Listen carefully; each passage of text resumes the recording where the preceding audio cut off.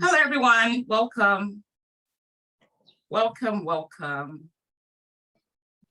How y'all doing? Good. To have conversations with us, use the chat, right? Use the chat box so you can speak to us as we are discussing and responding to Bukky. And then if you have questions, please put your questions in the Q&A box so that we can get to your questions at the end. If you put your questions in the chat, we might miss it. So introduce yourself, tell us where you're joining us from. Hi, Eduardo. Hi, Jamiu. Hi, Ebon. So put your location in the chat. Tell us a bit about you. What do you do for work? Where's your location? Why are you looking to move to Canada? Have you tried applying before? What's your current status like? Let us know. Hi, Kingsley. Hi, Pilot Kuye. Hi. Hello. Hello. Hi, everyone. Ida from Cameroon, Jamiu from Nigeria. Fantastic, fantastic. All right, Edwin's in Lagos. Tomu is in Lagos, wants to come and study in Canada. Fantastic. Ayobami in Nigeria. Rose is in the UK. All right. All right. Fantastic, fantastic. All right. Okay. Okay, so Bukky is here, so we're going to get started because I know there's a lot of questions you might have. Start putting your questions in the question box. We'll get to them. You can also, if someone has already put in a question that you want to ask, you can just like the question. You don't need to repeat the question. Hi, Kevin from the USA. Interesting. Okay. All right, so we'll get started now. Introduce yourself in the chat while I do that. So my name is Eno Eka. I am the founder of Business Analysis School. Business Analysis School, we help professionals land six-figure jobs using business analysis skills. We help them to leverage their experience in whatever career that they've been in, learn the business analysis skills and take that forward in their career. Business analysis is one of the in-demand careers in the world globally. So we teach professionals how to do that. All right, so I'm based in Canada, talking to you from Calgary today, but I actually am from Nigeria. So I moved to Canada in 2018 through the Federal Skilled Worker Express Entry Program. And I've been in Canada for 4 years. I am now a citizen of Canada. And I want you as well, if you are looking to move to Canada, to have the right information, because a lot of you have reached out to us, sent us messages and emails, asking about, how you can move to Canada. And of course, things have changed from, the last 5-6 years.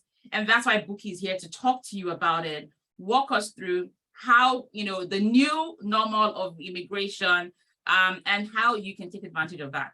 All right. Okay. So if you know anyone that needs to be in this room right now, invite them into the webinar, let them come join us and hear from Bukky. All right, so I'm going to pass the mic on to Bukky. Bukky, please, introduce yourself. Tell us a bit about you and what you do at Shira. All right, thanks so much, Eno. Hi, everyone. I am Bukky Wonda.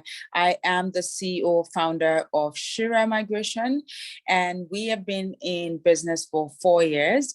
I moved also from Nigeria. I moved as a student, actually. I moved as a master's student in 2013. And after finishing my master's, got my PR and worked. And then before I switched into business in 2018. And so we've helped over 2,000 people at different stages. Some just did a consultation with us and they got the answers they wanted. Some were able to work with us for the entire process. Some chose our support services, but we've supported people in different categories. Now, as Eno said, in the past 5-6 years, especially in the past 2-3 years, immigration as it used to be has changed. Everyone used to just be able to go set up their express entry profile. I always say people can do their immigration themselves. And that's why some people just book a consultation and they're good because they get the answers to the questions they have and they're able to go from there. But there are certain situations or certain people that may not be able to move forward because the way immigration is right now is really changed. So prior to COVID period, we used to have constant draws where every 2 weeks there's a draw. Draws were around the 460s, 470s. And then when COVID started, that began to dwindle. And the last time we had a draw was in end of 2020, which just resumed again in July of this year. For over 1.5 years, we didn't have any federal skilled worker draw. So what's the new normal? The new normal is you realizing that immigration as it was has changed. We still have people that are like, well, I'm waiting for that draw. I'm waiting. My friend did it 3 years ago. My friend did it 4 years ago, and they're now in Canada. And so, but now you're not comparing two same things with each other. So if you're coming into the pool, whether you're in the pool or whether you're about to start, whether you're about to write your IELTS, the first thing you need to ask yourself is, what is my score? Hi, Charles from Nigeria. So the first thing you need to ask yourself is, what's my CRS score? Your CRS score, most people know their CRS score. If you do not know your CRS score, you need to go and do a bit more research. But the first thing you need to ask yourself is, what's my CRS score? If your CRS score is less than the 470s at this time around, express entry may not be a goal for you based on what we know today. And that's because the scores, right now, the scores that they're inviting or the draws where it's cut off is at 5 something. We estimate or we predict that we might get to the 480s. However, if you're in the 470s, 460s, provinces like Ontario, provinces like Saskatchewan, which are the 2 provinces that invite people from overseas, might be able to still get you into Canada. But 480s and above, you still have hope with express entry. And that's what I'm encouraging people, that's what I'm advising people to do right now, is look at where your score is. Look at also what your profession is. People that are in specialized or in licensed fields like doctors, like pharmacists, people that are in licensed lawyers, all of these specific people do not have any other chance apart from express entry. So if you're one of these specialized fields, you might need to reconsider your path that you want to use to come into Canada. Pathways to come into Canada remains the same, or remains like very similar, which is you want to come in through the express entry. I always, for the past 2 years, probably because of the way we've seen immigration, every single one of my clients has a backup. We have school as a backup, even though we're sure that express entry, until we know we get an invitation before we remove the school option. And a lot of my clients have actually said, you know what, I'm going to get my school option right now, and I'll think about the PR later. I know not everybody can afford to go through the school route, and that's why most people are like, I really want to come through express entry because that's the only thing I can afford. If you can't come through the school route, then you have to be willing to learn French. If you are sitting here, if you're a bilingual person, then you are at an advantage. I have a client right now from Cameroon, and she has 537 because she's bilingual. She wrote both French and English, and she's able to max out the points because of the extra 50 points people that have French are able to get. If you're even young, you might not even need to write both exams in order for you to qualify. So you need to start thinking that if you really want to come to Canada, then you have to look at these 2 options. You have to look at, am I eligible for express entry? Do I need to consider school? Can I learn French? On average, people learn French for them to be able to write the exam in 6 months. Most of the time, some of you have been waiting for 1 year, for 2 years. Can you learn French? For you to be able to actually, instead of waiting all these years, can you actually learn French? A lot of people are switching and saying, I'm going to the UK. But guess what? Most of our clients are from the UK, are from Australia, and some of them from the US, those who have gone to school there. So just because you're going to the UK, you're going to the US, you're going to Australia, doesn't mean that the policies there. The one good thing why Canada is very competitive and why people are still armoring for Canada is there's a pathway for you to become a permanent resident if you come here as a student. So instead of, if you are already planning to go to school, instead of trying to go to any other country, then you want to make sure that Canada is a place that you're choosing to come to, because that one, you're sure that if you do the right things, if you know the policies, if you pick the right programs, if you pick the right province, you can get your PR, even though it may not be immediate, but there's a pathway for you to become a permanent resident. Eno, are you there?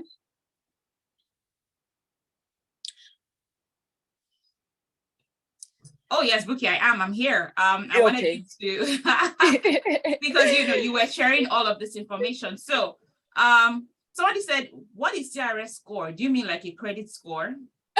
No. No, CRS score is called cumulative ranking score. It's a cumulative ranking system that Canada uses in giving you points. So there are, I think, 6 major categories: your age. If you're less than 30, you get the maximum points on age. Age maximum, if you're single, is 110 points. It's over 1,200. If you do not have 600 points is for those who have provincial nomination. The other 600 points is appointed based on age, your education, your work experience, whether you have work experience inside Canada, outside Canada. Maximum work experience considered for those outside Canada is 3 years. So even if you have 10 years, Express Entry doesn't care. 3 years is the maximum you get. Master's, PhD gets the maximum points, master's, then 2 certificates, then degree, then 2-year diploma, like that. And then you also have, what else do you have? You have, if you have a sibling here, you get 15 points extra. It's not a lot of points, but for some people who are in the 460s, 450s, that point can make a difference. This is only restricted to like brother, sister, mother, father, sister-in-law, and things like that. So that's what a CRS score really is. So if you want to just type in Google CRS calculator and it will bring it out to you, and you can do a simulation of what your score should be. Let's say you even want to take French and you want to see, would this make a difference for me? You can use that to simulate your points. Fantastic. All right. So for the person who asked that question, I hope you got answers. All right, so Bukky, let's talk about. So I know that you help your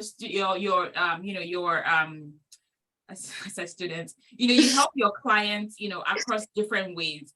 And Shira is multifaceted in terms of, there's no one way that Shira can help you. So let's talk about the different ways that Shira helps people, right? In terms of coming to study or coming as a PR, and even coming as a PR, there are certain structures you've put in place in terms of education, like helping them to get the best IELTS and TEF scores and all of that. So tell us more about that, please. Okay, so yes, so like you said, we have a tutorial on, which trains you not just in IELTS, but we also train people for TEF.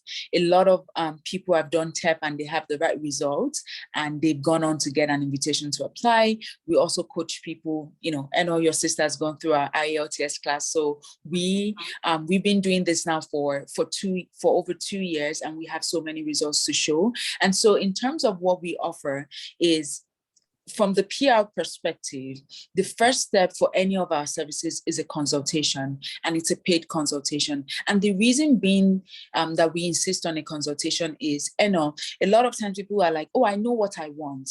And then you begin to ask specific questions. Okay, have you done this? Have you done this? Have you done that? And it's like, oh, what is that? I didn't even know. Okay, where's your proof of funds? Oh, I have my proof of funds. Oh, are you aware that you need to add this documentation? And then it becomes like, I'm not even ready. And people are spiraling out because it's like you're bombarding them with too much information that they didn't even know they're supposed to be prepared for. Some people even come to us and say, I already have an admission. And then when you find out from them, this is an admission to a private college that will not give them a postgraduate work permit. Wow. And it does not. So, and this is something that they're paying $35,000 for. Wow. When you could have gone for a 1-year program, when you could have even gone to a public college. So we realize that there's a whole lot of misinformation that people have, even when they claim that they know what they're doing. And that's why we insist. There's so many people that have done our consultation and they're in Canada today. They did not need any other thing, because in fact, I think we do it a disservice by saying it's a consultation. It's really an advice session. Because we're not just trying to get you to pay us for the next thing. We're trying to give you an advice based on where you are. People who decide to move on and say, I want to work with you, are busy professionals saying, you know what, I don't have the time. Can you help me with this process so that I know I don't miss anything out? Or they're just people that are like, you know what, I've heard everything you said, but I'm not good enough to do this by myself. Can you work with me? We do not hide information from you when we do a consultation. We go through and we say, these are your options. This is what you need to do if you need us afterwards. So our process starts with a consultation. It doesn't matter whether you want to come to school. It doesn't matter, because there's so much information you need to know. Sometimes we give people information and they're like, you know what, it's going to take me a few months to prepare all of this. Let me go and come back. And so we have people that come back 4 months after, but they now have that required information. And there's no way we can do that. If you call our office line, they're not informed. Only a licensed immigration consultant can walk you through, because when even you're coming to school, if you tell me, someone says, yeah, I'm 49 years old. If you say 49, you want to come to school, you can, but there's certain strategies we need to start helping you to think about as you're doing that consultation. What's the right province you should go to? You shouldn't go to any province, because not every province will favor you when you're done. Because at the end of the day, we don't want someone cursing us out because they came to Canada and they're stuck and the consultant never told them that you will be stuck if you get to this place. Because there's so many people that are stuck in this Canada. Yes. You know what? This thing you said is so true. And that was going to be my next question. And we're going to talk about that. Because, as a career coach and consultant, I also do consultations with people. And a lot of times people I do actually pay for consultation are people that are in Canada. And what happens is that they do DIY, or they work with consultants in like Nigeria that are not here and don't understand things that you said. Like, one, private colleges don't give you postgraduate work permits. They are designated learning institutions that are public funded. Those are the ones that government will say will give you a postgraduate work permit. Also, some provinces require you to take at least 2 years of continuous education. So maybe like a master's or a 2-year PGD, right? So for them to give you, for them to, 8-month certificates, and they can't get a work permit. And then they tell me, I took an 8-month business analysis certificate program. I paid $15,000 or $20,000. Yeah. Right. And now they have to do another program again. Another program to stay back in Canada, or some of them they only get 1 year, because if, let's say now you're above 30, if you're above 30, you should not be doing a program that is going to give you 1 year postgraduate work permit, for instance, because if you do that, you only have, and some people maybe they have only 1 year experience. So those are where the advice sessions. Some people didn't claim their NYC experience when they were applying for their study visa because they didn't know they could claim it. So they have less than 3 years. They've not maxed out the points they could have maxed out overseas. So they're coming here, they have 1 year, maybe even the ages, and maybe even they're less than 30, but because they've not maxed out the points they could have maxed out before entering Canada. And now you can't add any new information because you have something in the system. So there's so many things that goes in. So our process starts with, let's do a consultation. Let's even know what it is that we are also dealing with. Also for you to also know, because it's easy to commit 60,000 Naira, $100 USD than for you to pay us thousands of dollars, because there's so many people that come to us from other consultants that they don't charge consultants. Just say, oh, you're eligible, come in. And then they've paid $2,000, they've paid $2,500 because these people have promised them heaven and earth. And then they come back and they're like, I'm confused.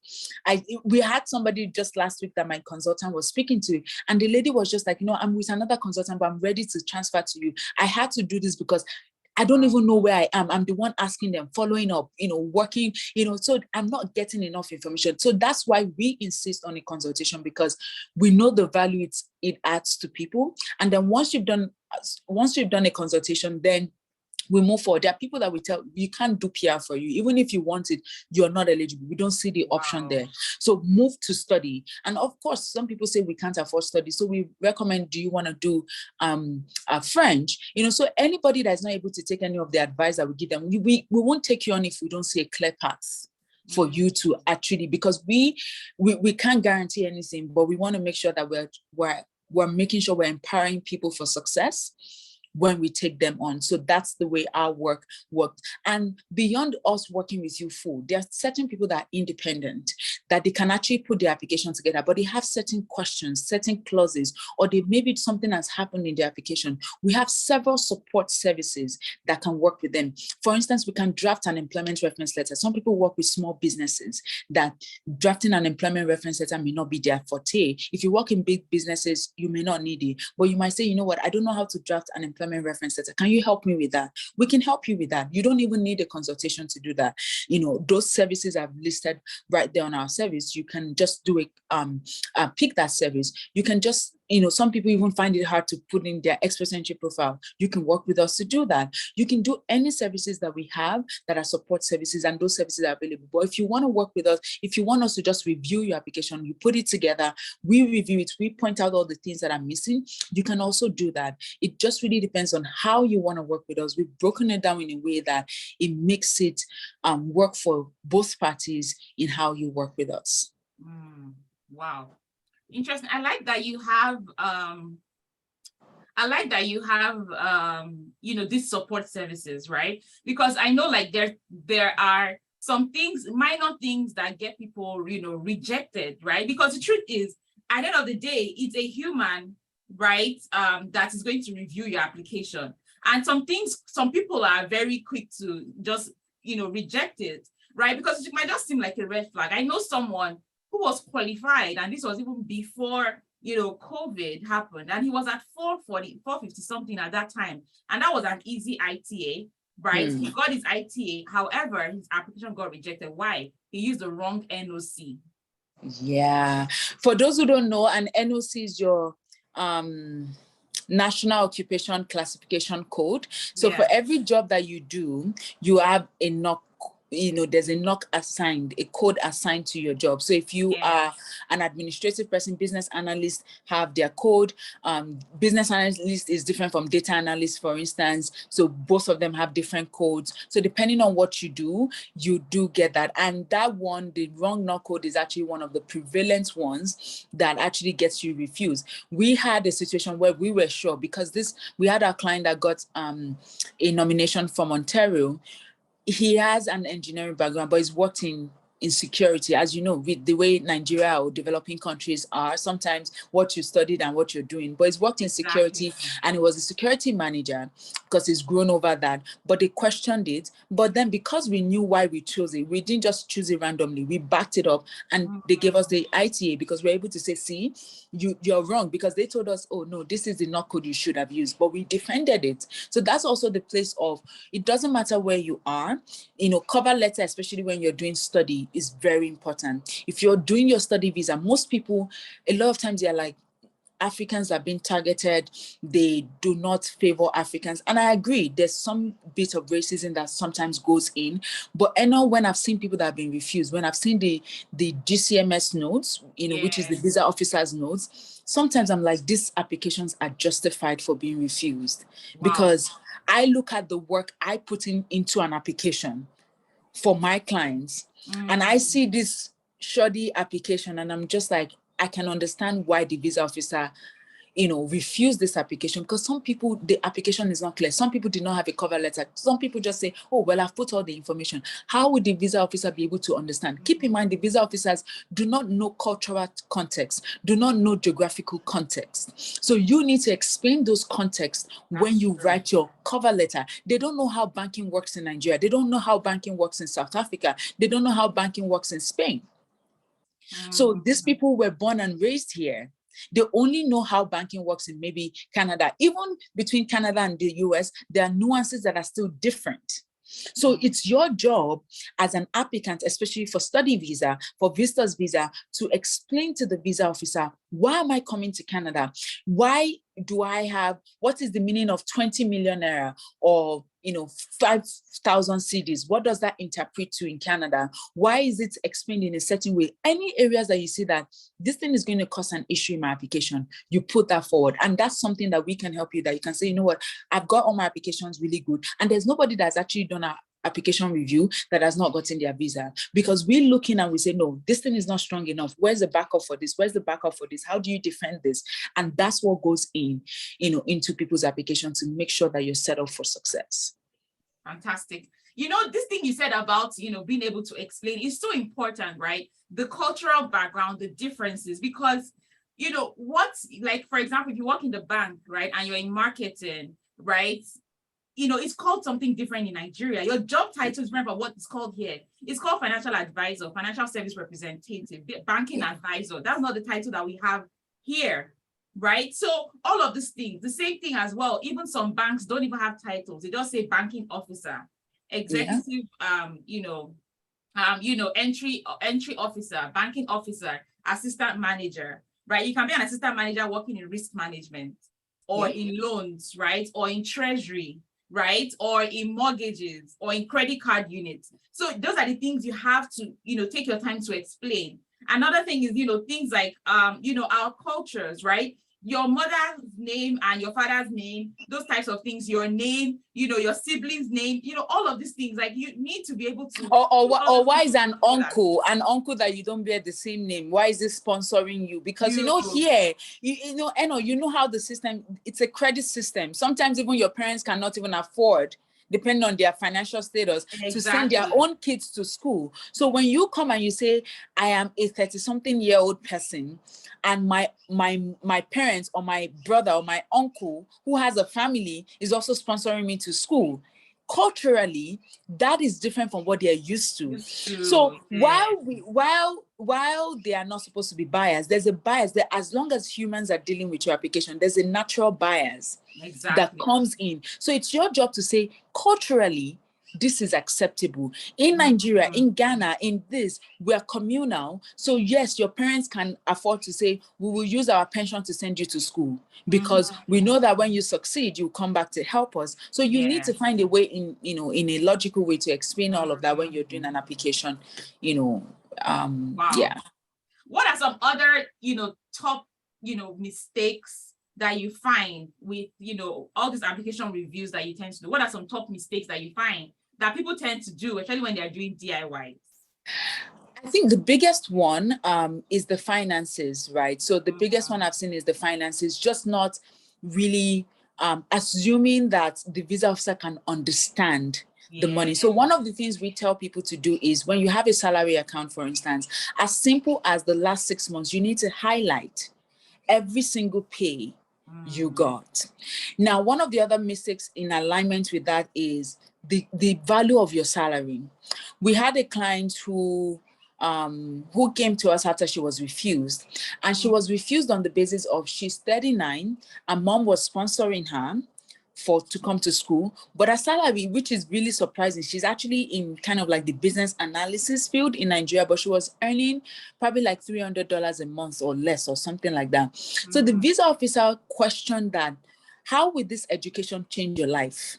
Wow. Yeah, that was it. From the visa officer's notes, it was basically like, how would this, because you're basically earning less than, like $3,000 a year.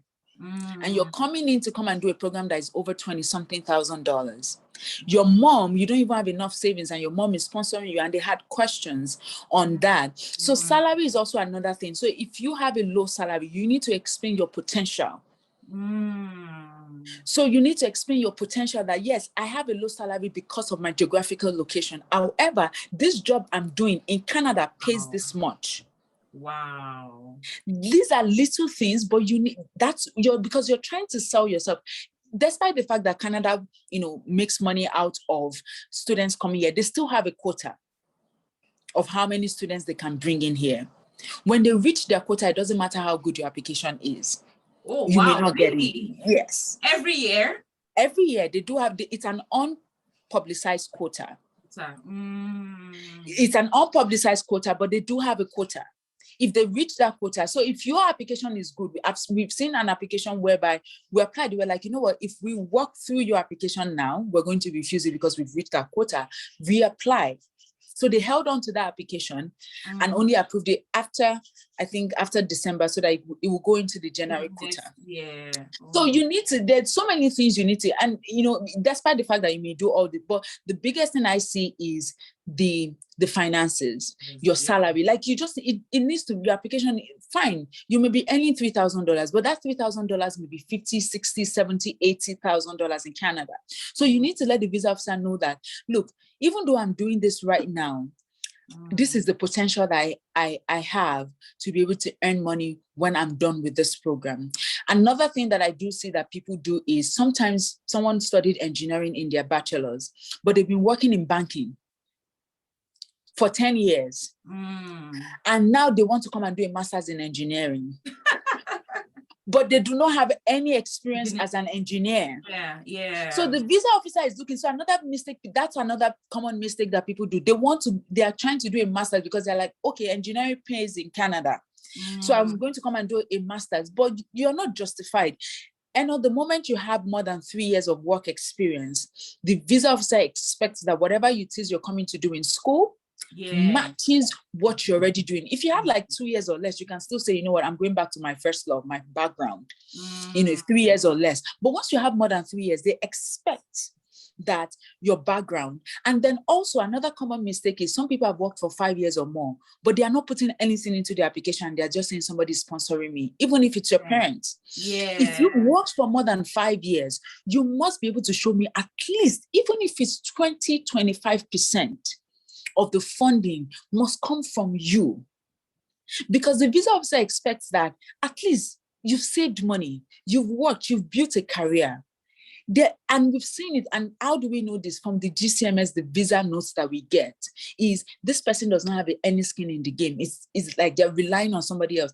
Then if you're also married, it's like you're already a family unit.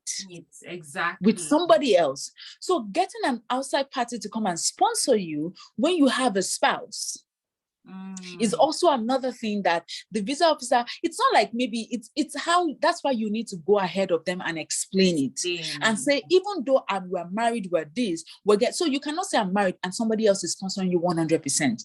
You're not a new marriage. You've been married for 10 years. And it's not your father-in-law, it's not your father, it's like, one uncle. So what is, you have nothing at stake. It shows that you did not build any savings. So we always find a way, like, even if it's a loan, make sure 25 to 50% of the funding is coming from you. So there's several factors, from all of this, but those are the major ones that I've seen from the applications that we've reviewed. Wow. The information you're giving us here, it's so enlightening. Someone said, how could I have been late for this meeting? I've missed out. So I know that, you're one of the, your company is one of the immigration companies that highly promotes French, right? Even before, COVID, you highly promoted getting high IELTS scores.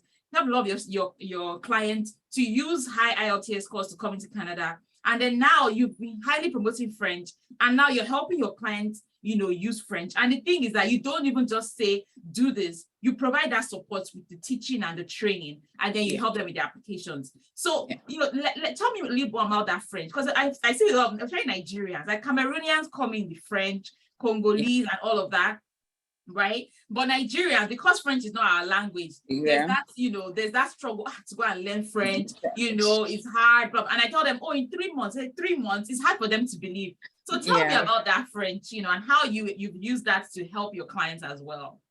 So one thing I have to say, first of all, before I delve into the French is, look, you have to choose your best option. So immigration is no longer a place where it's like, this is what I want. What you want must align with what the reality is.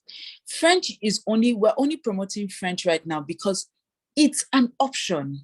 French gives you up to 74 points extra.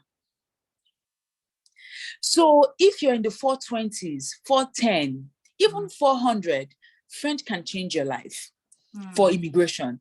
So if you're telling me, I don't have money, I cannot get scholarship, I cannot do this, that's where you need French. So now in terms of what we do is we have a 6 months class. Some people already have some background and so they probably you will need to take like our assessment. The teachers will assess you to see your level. If your level is not good, they'll tell you to go back to the beginning, to the basics. But if your level is good, you probably just need 2 months brush up and you're good to go. If you're not, we actually have a class starting in September. It's 6 months. Okay. Depending on your score, some people have scored only 12 points out of the French. They didn't even get the extra 50 points, but that 12 points, my consultant did a consultation last week. Last week is just yesterday.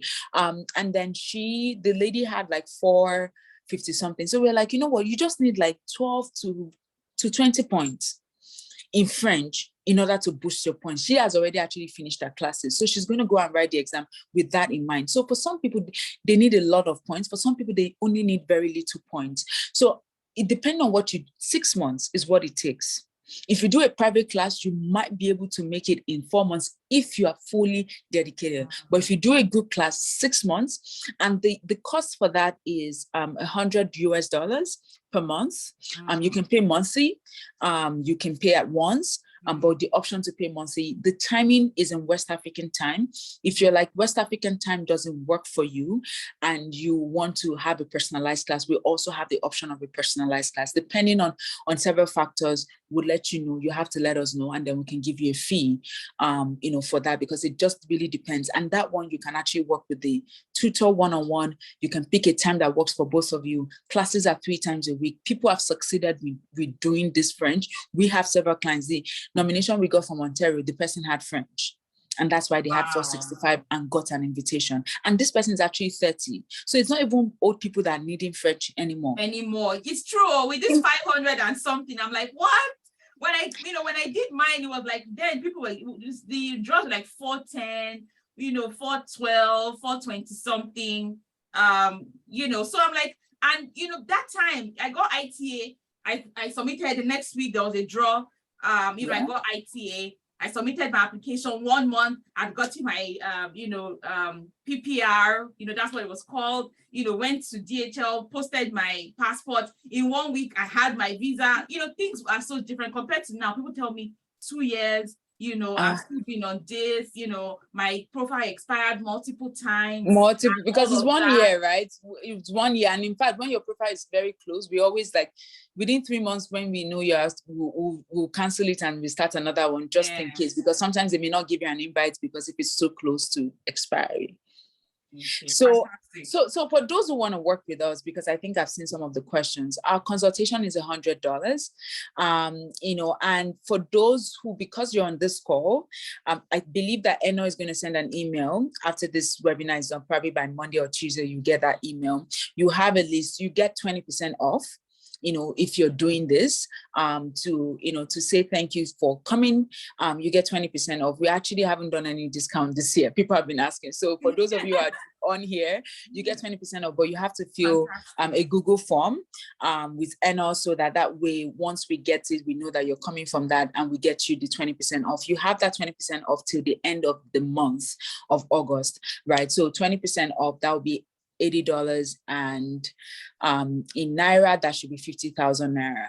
And we are still using the exchange rate of 600. We are not using the crazy 700 and something for those who are in Nigeria. For those who are overseas, it's $80 that you have to pay for consultation. Like I said, consultations, get you into the process. There are people that have done consultation. I have somebody that, she did 3 consultations. Like she came, she got all the answers. She went to do it. She came back again. She's like, okay, I've gotten to this point. What is my next step? She came, got her next steps and went back because she didn't want to use our full service. She's independent. She could do it herself. So I tell people, we don't hoard information. We don't say, this consultation is to lead you here. No, whatever information you need, that's why we tell people, also do your bit of research so that you get the value out of that consultation. You get it. Some people do that consultation and like, oh, you've answered all my questions. I'm always happy when somebody comes back and says that, oh, I did that consultation and I'm now in Canada.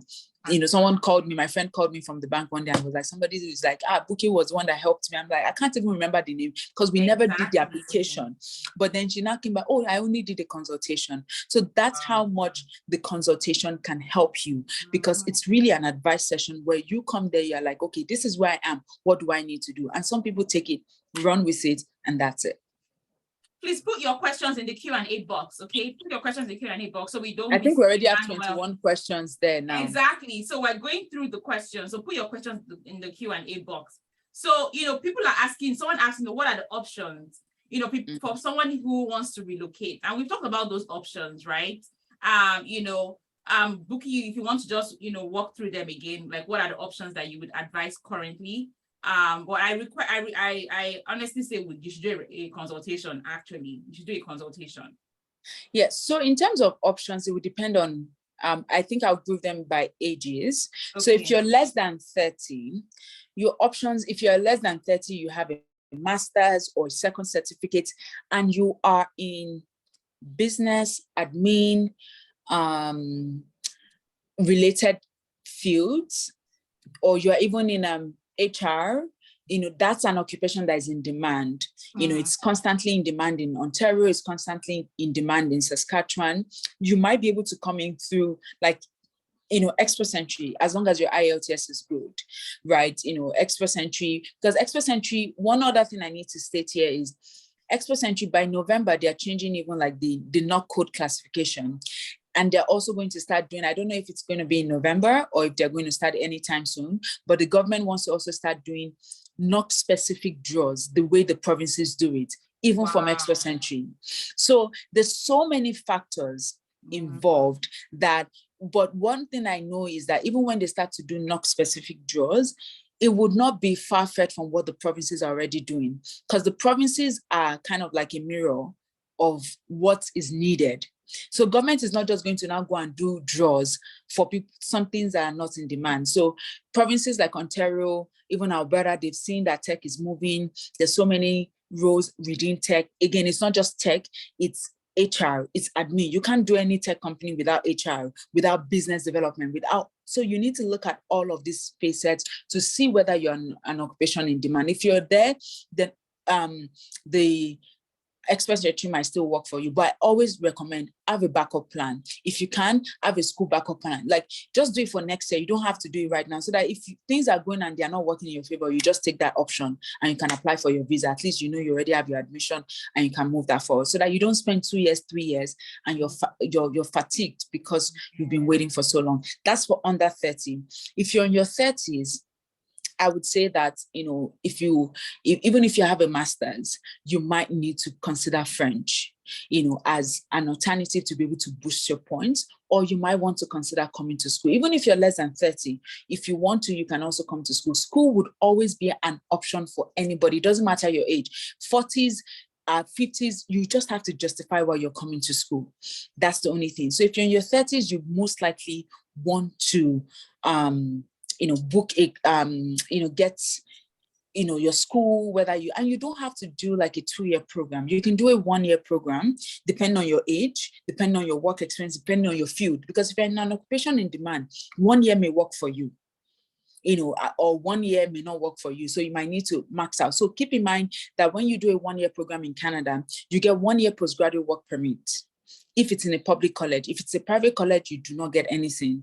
Wow. Then when you go to, when you do a 2-year program, you get 3 years postgraduate work permit. So with 3 years postgraduate work permit, unless you're unfortunate, you should be able to get your PR. Unless you do not decide to do anything, like in 3 years, you should be able to get. 1 year can be a bit cutting it too close, but 3 years gives you enough time. Also, there are ways that when you come into Canada, let's even say that you can't afford to show proof of funds for 2 years. We always say, okay, let's break it up. Let's do 1 year. When you get into Canada, we'll reevaluate and see, do you need another 1 year? So before you apply for your work permit, you go and do another 1 year, just to make sure that you get your 3 years, which is legal and something you can do within Canada. So those are things that so then if you're in your 30s, 40s, again, French, if you can. I know not everybody has the bandwidth to say, I can. Some people are too busy. Then that means that you have to consider school. We don't do jobs. I try not to go into jobs, but if you have family members here that own a business, they can actually hire you, or they have influence, they can hire you into small roles in their companies, depending on what it is, and that can get you the points. If you have family members in Alberta, they can hire you, if they're in one of those, and you don't even need to do LMIA. As long as the employer can prove. There's so many people that have businesses now that are thriving, and you don't need a lot of income. So we don't get involved in jobs. You have to go and deal with the employer. But if you have employers, friends, relatives, distant, you can always leverage that. If they don't know how to do it, we can help them. That's why we're here. You book a consultation together and we show them what they need to do to give you a job offer. If they're in Alberta, there's a pathway right now for tech that is very simple. It's the simplest. It's taking 6 months from start to finish to get PR that they can take advantage of. So there's so many options. It just really depends on what you have available, where you are, who you have in your corner to help you to get it done. Like Bukky, right? Please, guys, please say thank you. Please put thank you in the chat for all of this information Bukky is sharing with us for free. Somebody was saying, that, all of this information she's getting that people were asking her to pay. Please say thank you to Bukky. Just, bombard her with your thanks in the chat for sure. So we're going through all the questions. Let's see. So someone says, I've done my West and I'm an undergraduate, okay. Right? What would be the best option for this person? Right? I don't understand how you've done your West and you want to come in as an undergraduate. I'm not sure how. So I'm guessing, I don't really understand, but I'm guessing maybe the person is an undergrad, like they finished their undergrad, so they've done the West for that. Okay. So it depends on your age, right? Even before COVID, people with just a degree, there was no opportunity. So undergrad alone, having just a bachelor's is not enough, right? So you might, if you're less than 30, you can go and do a second certificate. There's something called ICM, icm.edu. It's in different countries. It's a UK certificate. You can do it in only 3 months. And it's quite affordable. I think because it's a UK certificate, I think everything comes to about maybe 300 or 400 pounds. For everything, including the exam, including so that icm.edu, make sure that when you do go there, you ask for the advanced certificate or the advanced diploma. The normal diploma will only give you equivalent of 1 semester, which you can't choose. The advanced diploma would give you equivalent of 1 year, and it's done in only 3 months. It's a very simple course. My clients do it all the time. In fact, some of the exams, sometimes during COVID, they made them just do assignment to give them a certificate. So it's a very simple course. They have business, they have education, anybody can do it. The only, so you can do that if you're less than 30. And if you're, like I said, if you're in HR, go and look at the occupation in demand from Ontario. That will give you an idea of, because Ontario does draws for 460s, for 470s. So their draw, even though they haven't done a draw since March, but their draws when they were doing a draws are always in the 460s, 470s. They've not gone above that. So if you are less than 30, you have 2 certificates, your maximum point is 474. If you have 3 years of work experience. So if you even fall, let's say your IELTS is not that perfect. If you fall, 471. If you fall again, 469. So, you can be in the 460s. But if you're above 30, then you need French or you want to come through school. Fantastic. So Eduardo is asking, says, what level of English do I need to have? Maybe in terms of like IELTS, I'm 40 and I have a university degree.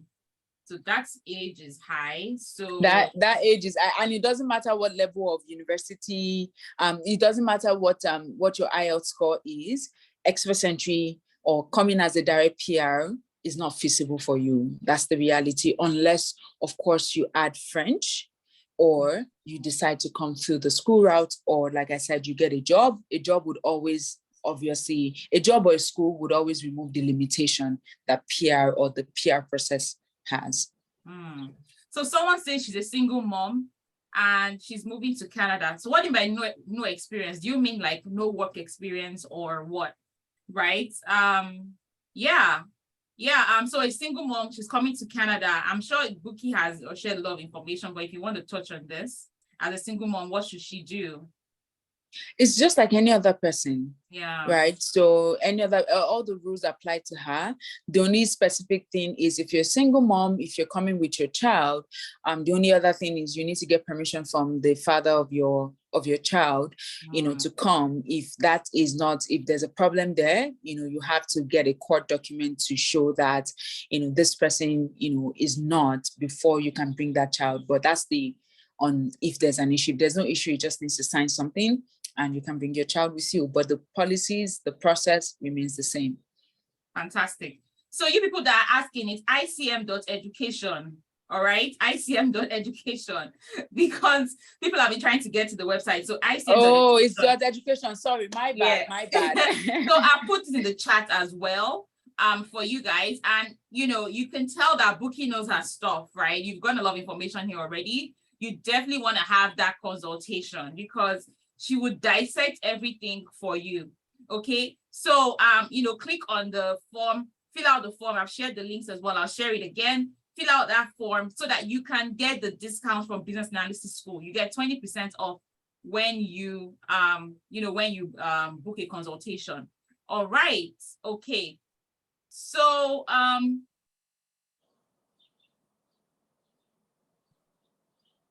Jamiu, what I don't understand your question. You said I've applied through Express Entry last year. I just received an email to make payment, which equivalent to 2,800. That will be divided into 3 parts. Who asked you to pay 2,800? Please be careful. Who asked you?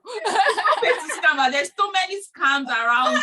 Who asked you to pay? Please. I mean, of course, if you got an invitation to apply, that's a different thing. Of course, you have to pay for that, right? But there's no even 2,800 direct. I think the fee now is $1,450, so $1,450. So even if you are married, so it should not be 2,800, it should actually be 2,900. So already just make sure that you're checking. The ITA should come directly to you. If you're working with somebody else, make sure that they send you that document to invite you. That must be on the Canadian letterhead and all of that. If it's not on it, then you're probably being scammed. Fantastic. Yeah. Thank you for sharing. For those who are saying I'm above 80, I'm above 30, 40, Bukky has shared all of that in terms of age, right? So if you just joined us, you might have to watch the recording because she has broken it down based on age. So we won't be talking about age. So the consultation is for 1 session, right? Yes. And what's the duration, how many sessions and all of that? So it's for 1 session, it's 30 minutes, because we find that, once we are above that 30 minutes, people's attention span begins to go away. So so for over a year now, we've always had our sessions and it's always been informative enough. During the session, we discuss, so people ask, well, what's the fee? Like I always say, our fee can range from as low as $250 to $4,000, actually $3,500. That's the most expensive service we have, depending on what you're trying to do with us, right? So, but in that consultation, the breakdown can be there for exactly what you need. If you just need any of our support services, it's right there on our website.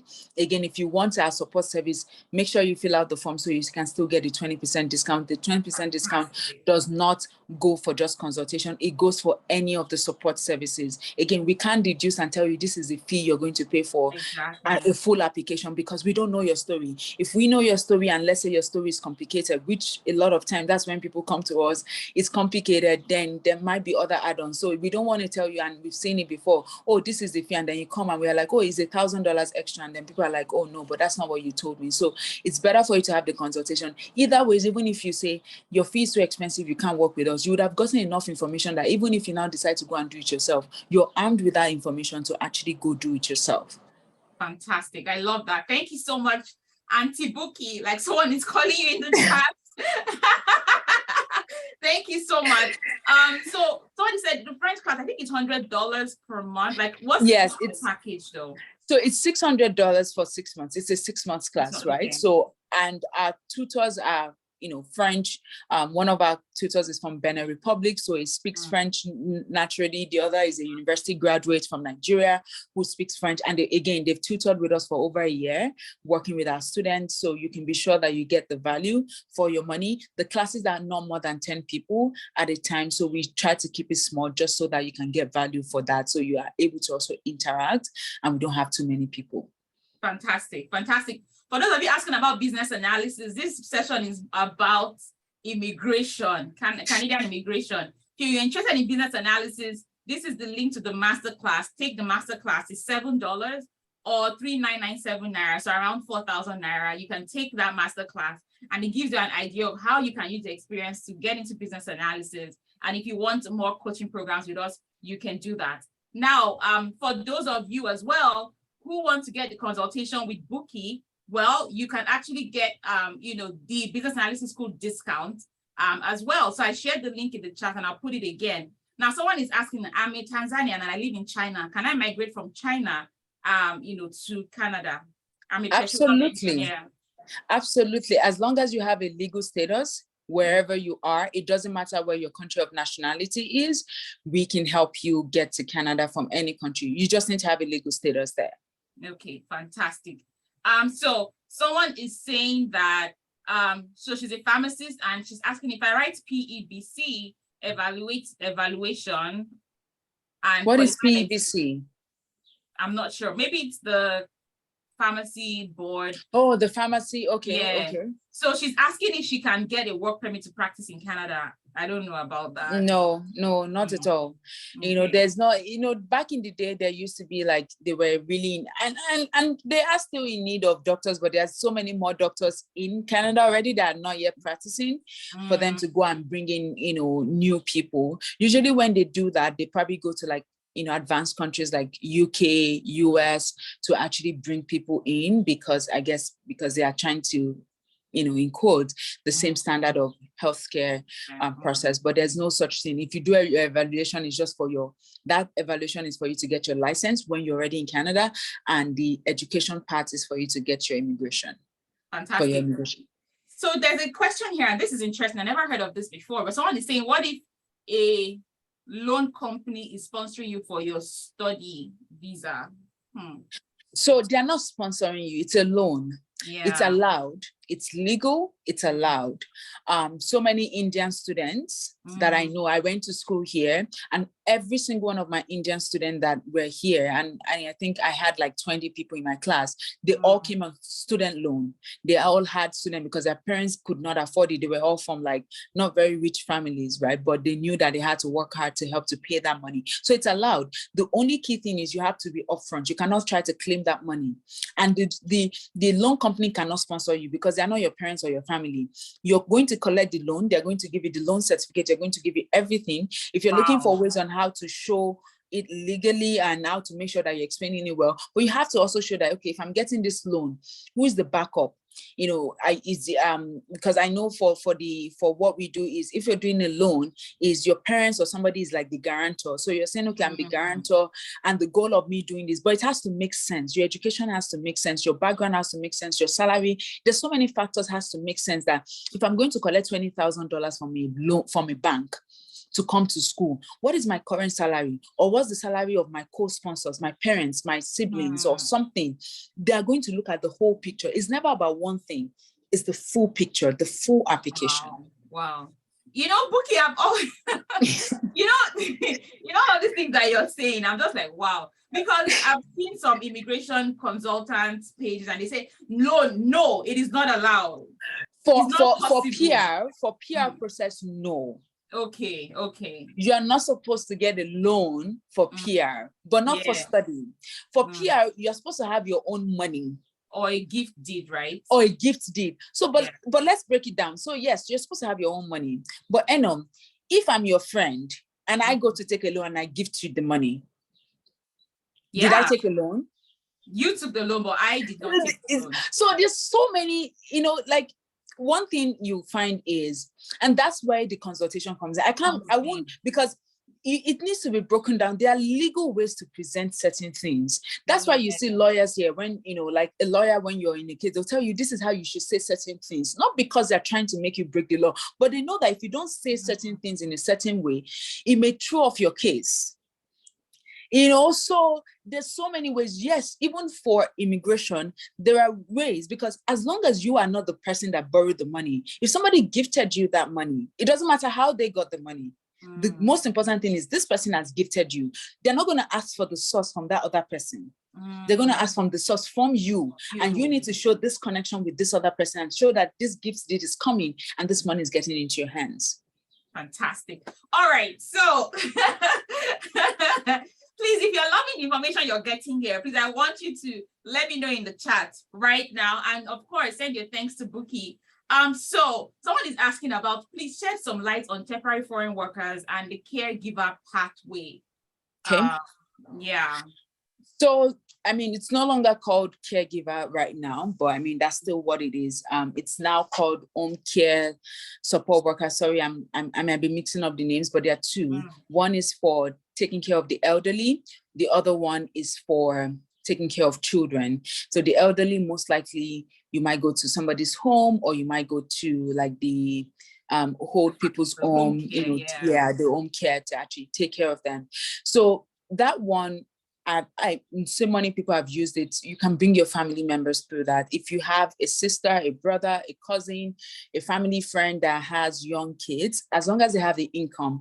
Usually I always say that the income needs to be $150,000 and above for the entire family for it to make sense that you're hiring. Because, if you have less than that, it's like, how can you? Because the minimum you can pay is minimum wage for the home care. And minimum wage in Alberta, for instance, is $15. So it's $23,500 minimum to hire somebody to work 30 hours a week, $15 for 1 year. So if you are saying I'm earning less than $100,000, it doesn't make sense. How can you give $23,500? Won't you rather stay home? So $150K and above is usually where the income level is at. And then, yes, so once they hire you, there's actually a pathway in Alberta. Right now, it opens up once a year. It opens up again in January, but that pathway requires you that, you get nominated and you can get your PR directly. So again, with the pathway for the caregivers right now, you need to have your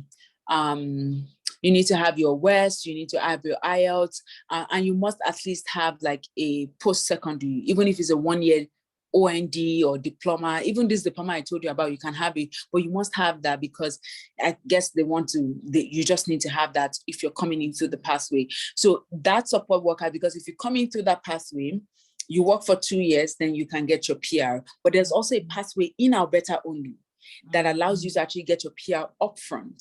The caregiver wants to take care of the children is usually filled quickly, but the one to take care of the elderly ones is usually open. So if you have anybody that maybe has, and then there are also agencies that actually do this, that's their job. They recruit nannies from overseas, so you might want to just Google has a lot of answers.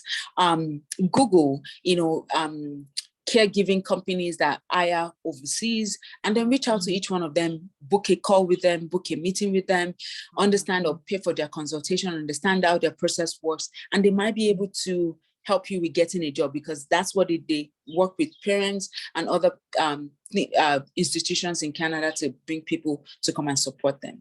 Wow, fantastic. Wow, okay, we have questions here, lots of questions. So I don't know if this person is applying for PR or study, but the person is saying, do I need IELTS if my degree is already in English?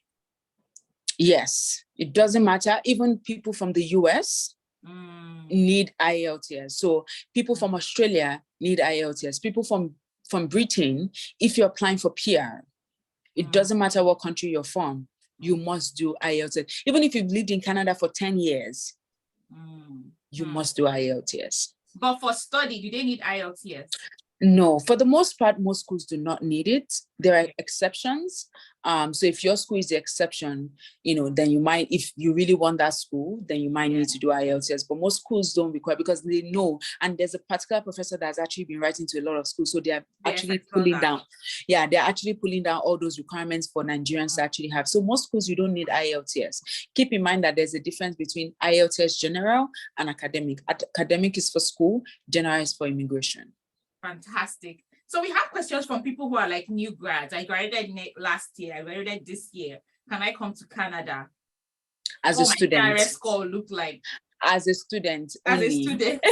You cannot come to Canada because federal skilled worker requires work experience. Yeah. So you cannot, if there's no work experience, there's no express entry, there's no PR. So if you finish from school, and for you, you might need to still consider that, okay, try and get some experience, at least 1 year, so that, or 2 years. And if you also worked while you were in school, some people sponsor themselves through school, so they were able to work. You have to claim that work experience so you can claim it. The only work experience you can't claim is when you're a student in Canada. You can't claim work experience while you were a student, but you can claim work experience while you're a student overseas. So if you worked all through your 4 years in school, you can claim 2 years, because it's assumed that you can't be working full-time and be going to school full-time. So you claim 20 hours, half a day for the time you're in school. So Wow. that's 2 years. So if you come and you do another degree, you should be able to make up, especially because if you're finishing school, I'm assuming you're still in your 20s. So you have a good room there. And if you look at, okay, this thing is not working out the way I want it to work out, you can go back to school again before you apply for your work permit to quickly add up another 1 year. Fantastic. Wow. I didn't even think about that, because there's truly people who actually work while they're in school, and you can claim those hours.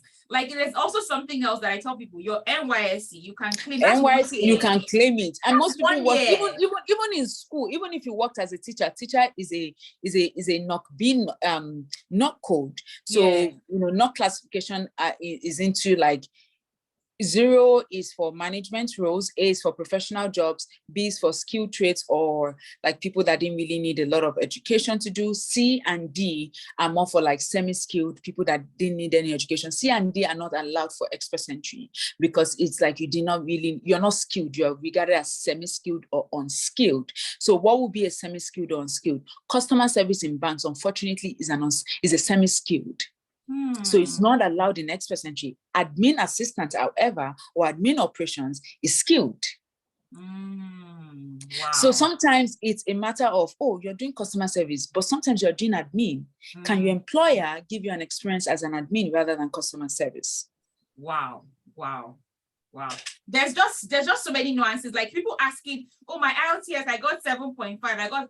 You need to book a consultation. This is why you need it. It's not like she's 40 you, let me carry out your application for you. No, but that consultation would give you the knowledge that you need to go forward and saying, okay, I now know what I need to do.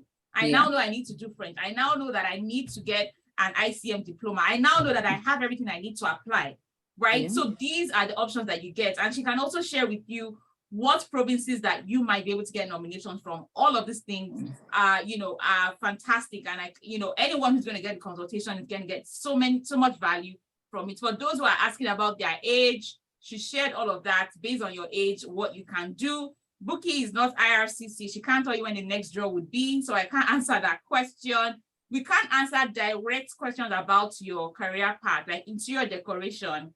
For example, I don't know the career prospects. I think that requires a consultation, Bukky, for that kind of question. Yeah, so I mean, the draws happen, the draws are back to, and I think I've already touched on that. The draws are back to happening twice a month now. One was done 2 weeks ago. So the next one is going to be this week. And so the draws, they've been coming down. It's because it's going to keep coming down. Like I said, we foresee that it's going to come down to the 480s is where I foresee it's going to get to this year. Yeah. It might even be higher, but I foresee that it might get to the 480s. So if you're in the 480s, I would say, you know what, express entry might still work for you. Again, always have a backup plan. With Canadian immigration, always have a backup plan. And so, yeah, so if you're there, you're in the 480s, if you're in the 450s, 460s, forget about it. You need a backup plan like right away. Like it's just the reality. So if somebody is still, if you're with another immigration company and they're just like, don't worry, express entry, no. Just because you have a score, if you go and talk to somebody that is like, oh, don't worry, you don't need to pick a consultation, you're eligible. Just know that you're in, and you know within your own, you've done your score, you're in the 450s, 460s, they're lying to you because you're not going to get almost everybody is eligible. But being eligible and being in a position to be invited are two different things. That's true. Because I mean, I know people who had 440 something, 450 something, and they waited for 2 years. Yeah. They didn't get IELTS. They didn't get ITA. They had to just look at school options. Now they're in school. At least before you know it, by next year, they'll finish their programs. They'll get their work permits and all of that. The next thing now is looking at PR. And if you're really serious, like even getting a loan to come to school is not a big deal, because if you're serious, you know that, okay, I have a good career prospect. Eno is here teaching you business analysis. While you're going to school, you can still be doing business analysis on the side. It's not a full-time course that, okay, when I'm done, Eno can position you to get your 6 figures so that you know that I can pay off this loan. Exactly. Once I'm done. I don't say don't take loan. Education, take loan. Like, that's education, like I said, you will get the first time here. People that go to school here, they take a loan, they take a student loan, it's normal, and they pay back. All the Indians, the Chinese people that we had in my class, it was only we Nigerians that were like, we had to cough out the money or we had to work. Every other person, they came with their loan. So you can borrow money. And Thankfully, there are organizations now that are now open to giving people loans, especially like once they see your career prospects. So take a loan.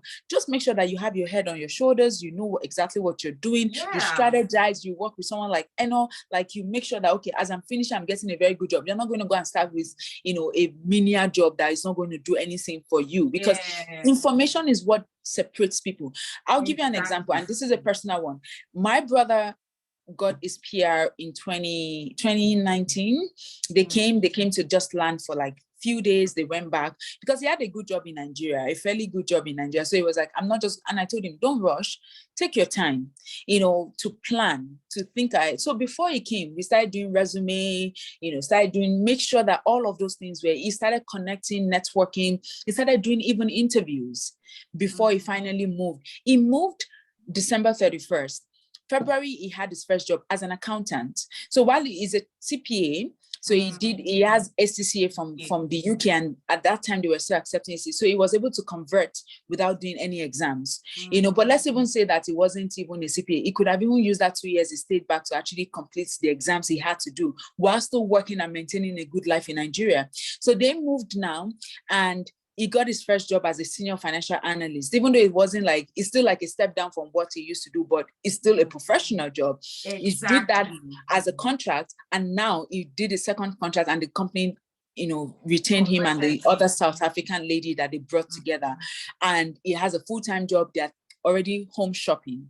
This is only August. They came December 31st, moved here. You can have a good life and start with the right information. That's why you need to make sure that you have the right key. My sister also came here, and we also have clients too, because if you listen, most times people don't listen. People listen, but this person said this, but that person said this. And that's why most times when you start saying this person, I'm like, are you sure you want to work with us? Because once you start having other people give you voices, I'm like, I don't want to work with you, because you're going to frustrate the experience that we're supposed to have by just trusting the process to work itself out. Wow. All this information you're sharing, it's such gold. It's such gold, because like even on Wednesday, we talked about funding your education. People that even move to Canada and want to get funding, like a lot of Canadians get funding. Even people saw other people's testimonials. So if you want to come here, there's nothing wrong with you getting a loan from your home country, to be honest. The goal is education. In fact, I would happily sponsor somebody to get a loan for education, not to get a loan for a car or a house that is going to depreciate. Because once you get that education, you're going to get a good job. You start earning a salary, you start to pay. You just have a repayment plan. That's all. And it's a normal thing here to get education loan. So please don't be shy or don't think it's not possible. Talk to Bukky. She would help you for sure. All right. So someone said he got rejected for funds. And you said this was one of the major errors, right? And one of the major reasons for rejection. And he shared that the reason was not enough assets for myself and my family if they would join me. Even though I had enough funds for the first year of school fees and living allowance in NSCC. I don't know what school is that. So, there are ways to do these things. Like you don't just pack everybody your application. You don't pack everybody. You don't pack your entire family. People. Yes, you don't pack your entire family into an application. There are ways your family will come and join you, but you don't need to let the visa officer know when you're doing your first application that your family is coming with you, especially if you don't have the funds. So for instance, I'm sure this guy now, because he's coming, there's no backup income back in Nigeria or back in his home country to support him. So if you're showing 1 year, what happens to the second year? So the visa officer is not stupid. The visa officer is like, if you have an income that supports you, let's say you kept your wife's income can be a support to support your second year, even though all you have in your bank account right now is 1 year. But if she has a good enough income, she can be a support to say, that's how I'm going to pay for my second year, because this is a family decision. It's not just my decision. But however that plays out, once you get your study visa, nobody's going to come and say, this is what you put into your application, you must follow it.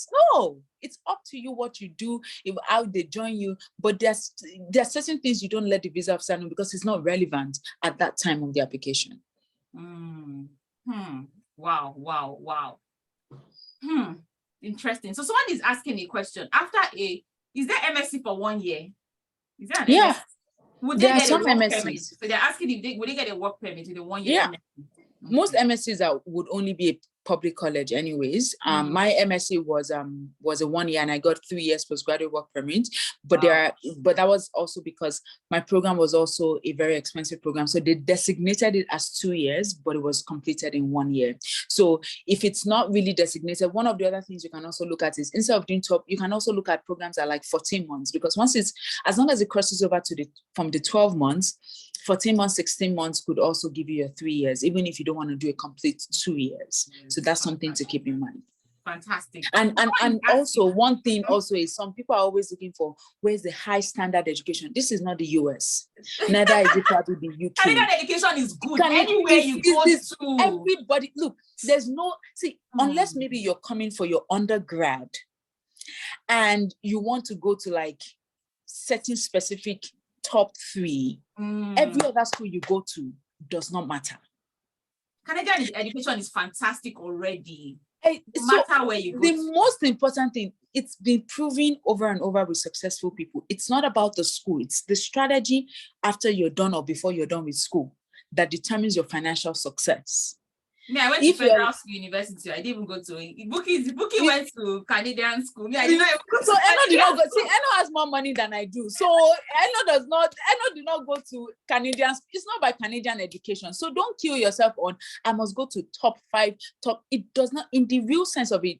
Even the employers here, it's not, but they don't ask you, oh, did you go to this club? No, they don't. You know what they're even asking for is Canadian experience. They will not even say they are even asking you for Canadian education. They're not bothered by that.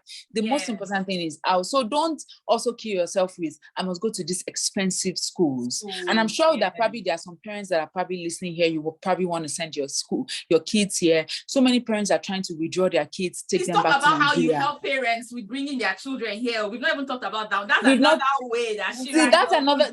So you can bring your kids here, right? You can bring your kids, and we actually have maybe I'll I can send you that information, or we can do another info session for that. But we actually have a trip next year, for students to come in, but this is just a summer trip, right? So, schools clamored for it and they're like, no, we want a summer trip for our kids. And they also wanted to give like the kids exposure to because we'll be visiting 3 schools in Ontario, University of Toronto and the big schools. And then, so just to give them an overview of what Canadian schools. So if you're a parent here and you want to send your kids here, whether you just want to do the school or you just want them to join our summer trip, they can join our summer trip. It's next year, deadline. Again, we might do a small info session on that one, maybe in the next week or 2. I'll share that information. But yes, we have that summer trip, and maybe this one we can do just for parents, right? So that we can actually have, but there are several ways you can bring your kids, and you don't have to spend tons of money to say I want to take them to, because there's so many schools that are like 25,000, but there are other schools that are $11,000-$12,000.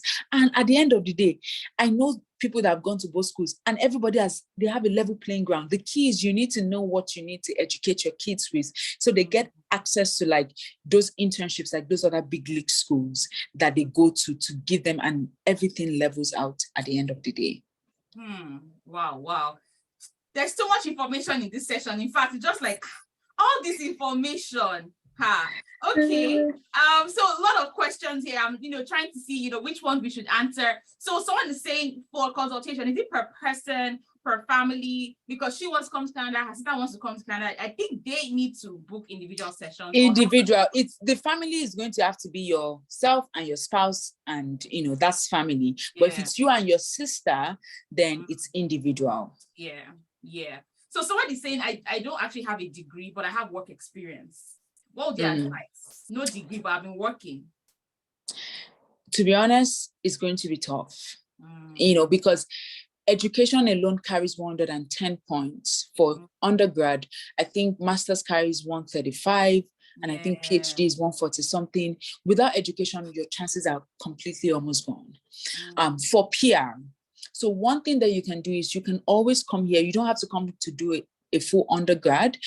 You can come here to do a 2-year program, so you can get 3 years postgraduate work permit. So come do a 2-year diploma or certificate, and you have to justify, okay, I never had the opportunity to go to school. Now I want to go to school, and use that pathway to come. Because you already have experience, you still be able to work your 20 hours. If you have a business that's probably online, you might still be able to do that to support yourself. But I would say that may be even if you do French will not count for you in this place. Because of that, there's a huge gap already with the education. Wow. So someone is asking, you want to do business analysis. Okay, fantastic. What's the NOC? The NOC for business analysis is 2171. That's Systems and Information Analyst. However, you need to have the work experience if you want to use business analysis NOC. Please don't just say, oh, I took one online course from one place. No, that's not how it will work. Your work experience has to align with your NOC. And Bukky has explained that earlier. Also, for those who are asking about, the years of, if you have just funds for just 1 year of school and you need to do 2 years of school, talk to Bukky like she shared as well. There's opportunities for you to see how you can get the funding and all of that. You can use the ICM certificate to apply for school. So someone said she's not able to get her transfer from her school. She's thinking if she can use the ICM diploma to apply for a study permit in Canada. It depends. The ICM is a 1-year diploma, right? So it depends on what so if you're applying for a postgraduate diploma and it's aligned, then yes, because they have some in human resources, some in this, but then they will have to accept that, right? You have to look at it. Some of them will say you need to have 3 years on the studies before. Some are okay with 1 year because that's like a full diploma. So if they're okay with that, you can actually use it to do a postgraduate diploma. So you have to check with the schools first. Fantastic. So I've seen a couple of questions around this. So let's talk about this entrepreneurship experience. People who are entrepreneurs, right? Can they use their entrepreneurship experience to come into Canada? Absolutely. You are self-employed. Yeah. Self-employed is allowed under every immigration stream. There's the self-employed under the arts stream. That's a different pathway. So let me just talk, since we have that question. So there are two different types of self-employed. There's the regular self-employed. I run my own business. It's not a crime. The most important thing is you must have documentation. So if you don't have documentation, go and get your documentation. Where's your tax? So for those of you who operate in Nigeria or any country, you can backdate your taxes. Like you can get backdated taxes for the last 3 years. Just go and get it backdated in terms of they will file it. You can do the requirements that they need for them to go back, maybe for 3 years. 3 years is fine. Just get a backdated tax information. I don't know about other countries. I know about Nigeria. Sorry, it's windy here in case you start hearing noise. It's windy outside. But I know about Nigeria because we've done it before. Get a backdated tax for 3 years. Make sure your bank account is a business bank account. Do not have a personal bank account. If you can, pay yourself a salary every month that goes from your business account to your personal account. Don't pay your staff if you have staff because I know we especially with people that do catering and all of that, sometimes they're trying to hide money, so they pay from personal accounts. They mix up the money. So don't do that, because once you do that, it makes it complicated for us to actually be able to actually use that work experience. So because you're self-employed, they know you can manipulate your figures. You can make up anything if you want to as a self-employed. So the requirements are a bit stringent than somebody that works for somebody else, but you can use it. Saskatchewan allows it. You have to have documentation outside of yourself, which is the government documentation in taxes that proves that truly your business has to either be a business registration name or a company incorporation. Either one is also acceptable. If you get paid and you don't necessarily pay yourself, that's fine. But business, you have to show your 3 major suppliers or 3 major customers that you have documentation that would write a letter to say, I know this business, I do this business, these are the businesses I've done, and we can trace it to payments. Wow, fantastic. Thank you so much, Bukky. So for those of you who have companies, you can see that you can use your entrepreneurship experience, whether it's a company, limited liability company, whether you're self-employed. That's why you need to talk to Bukky, because there's a lot of documentation that you need to use. Yeah. All right. So, and before we go ahead, so let me talk about the other self-employed. So there's a self-employed pathway that is not very popular, especially amongst Africans.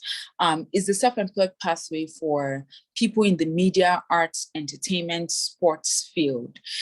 The self-employed pathway is very different from express entry. This one is paper-based application. You're not fighting with anybody. If you complete your application, you submit your application. And this pathway really, while there's no like this is your income requirement, I have to say it is not for people that do not have money. It is for people that you basically have, because it's self-employed.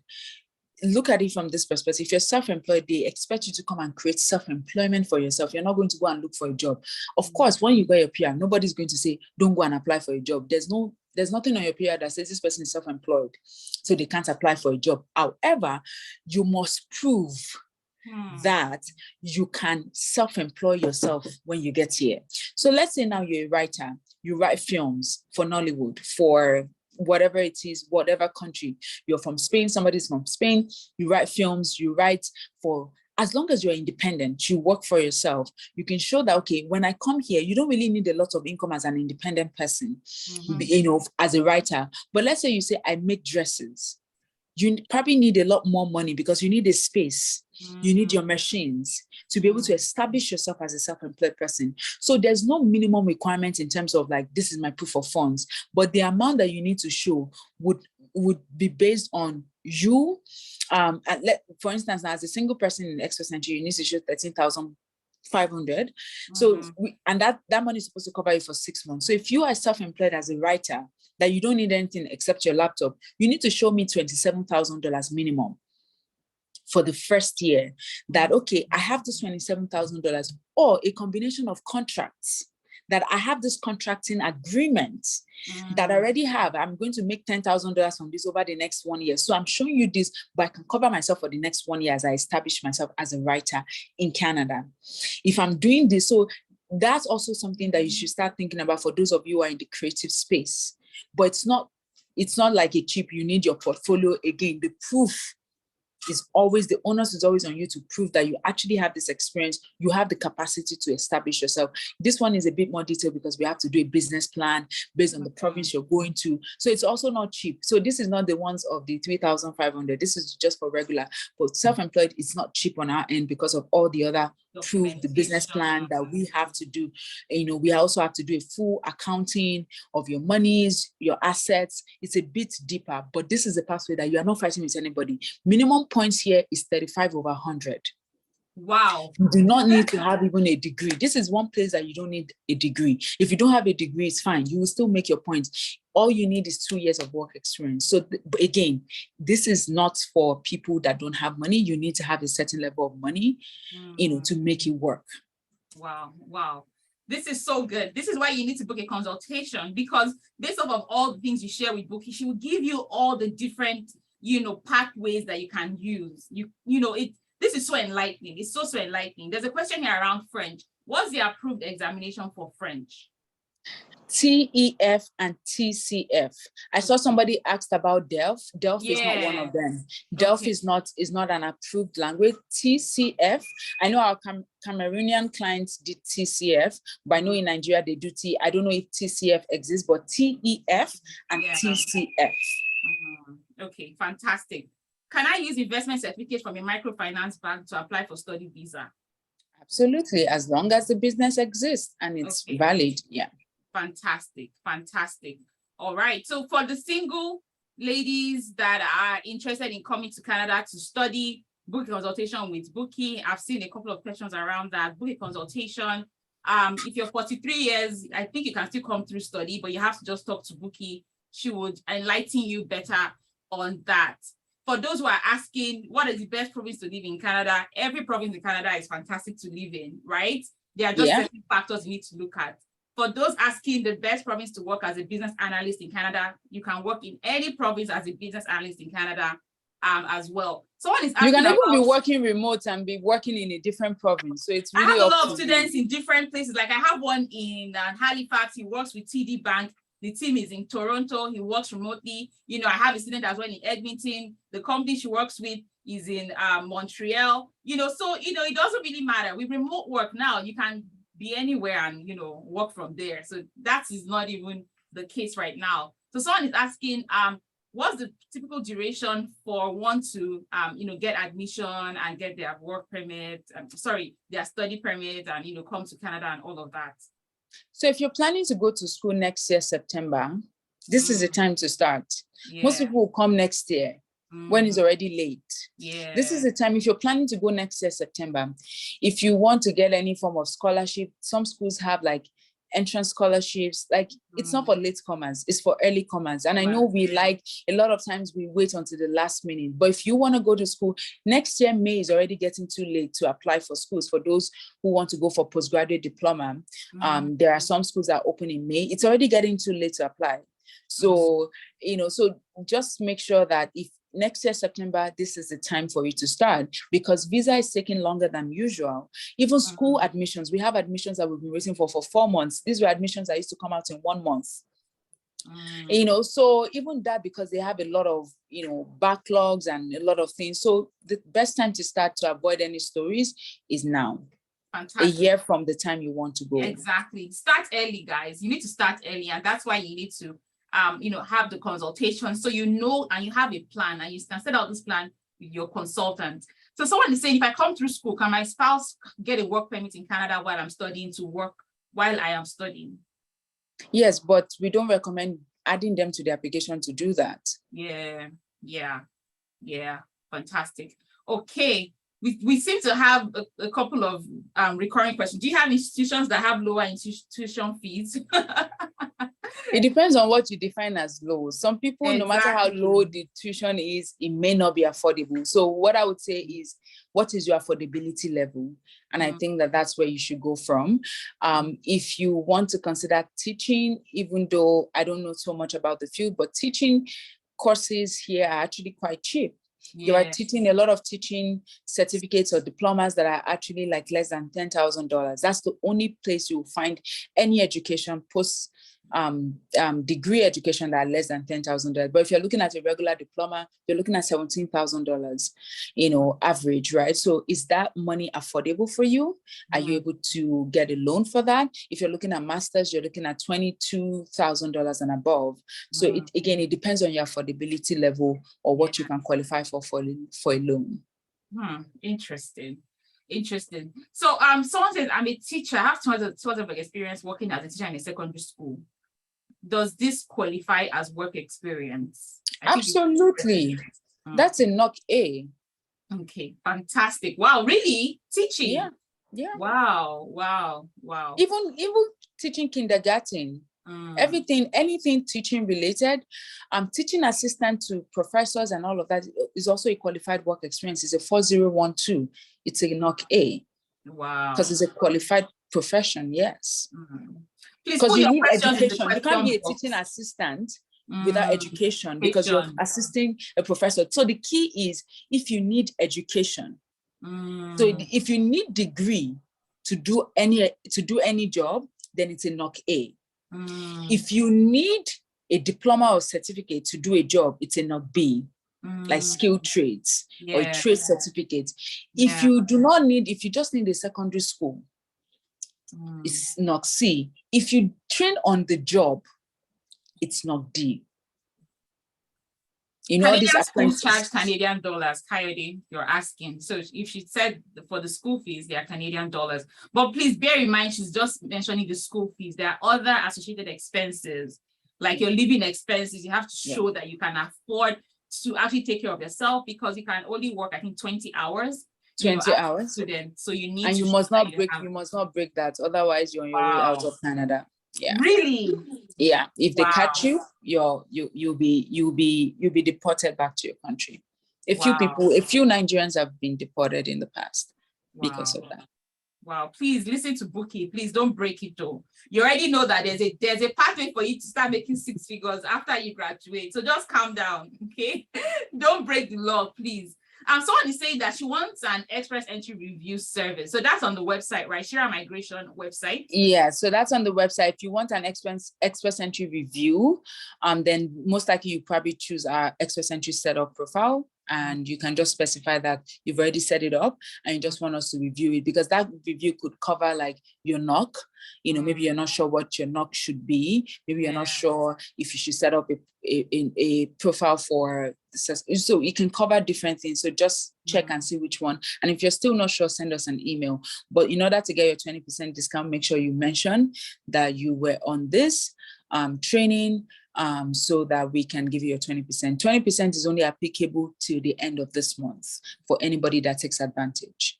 And use the form too, so we can have your data. So even if you go back, you've booked your consultation and maybe you are able to get a spot, you book it in August, you get a spot in September, you can still refer to that so you can get your discount. So I've shared the and if you actually fill the form, let's say for any reason you might not be able to pay exactly in August and you just want an extension, we can also reconsider that if we decide to. So it's necessary for you to use that form, so we take advantage. If you come afterwards, we won't respond to that.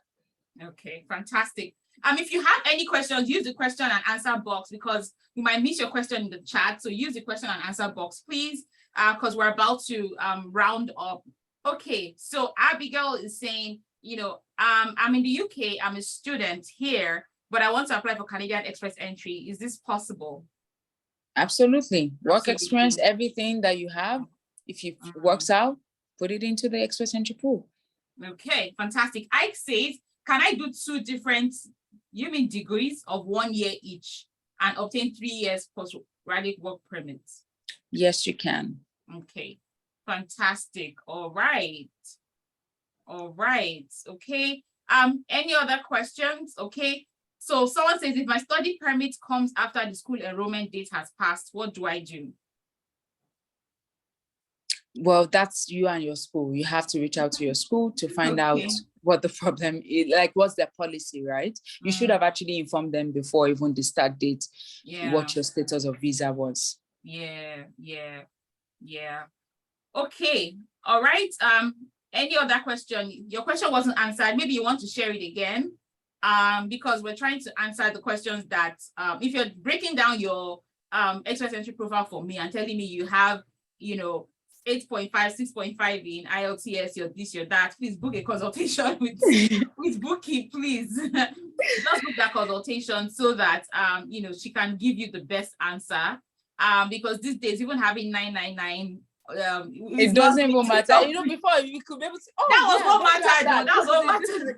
But now, we have to okay, this is how we even need to tweak your work experience. My consultant, like I said, I don't do most of the consultations these days, but my consultant was talking to someone and she's like, oh, you can actually, she said, I've actually been with this immigration. They never told me I could actually even use that experience. So there's so many little things that if you just want a yes or no answer, you are actually robbing yourself of getting the right information, because you don't even know. Because if you're looking for yes or no, just tell me yes or no. It's impossible, because there's so many nuances that when we see your resume, that's why when you pay for our consultation fee, you have to fill our form and you have to include your resume, your updated resume. Why? We want to be able to look at, we spend 30 minutes before we even come to talk to you.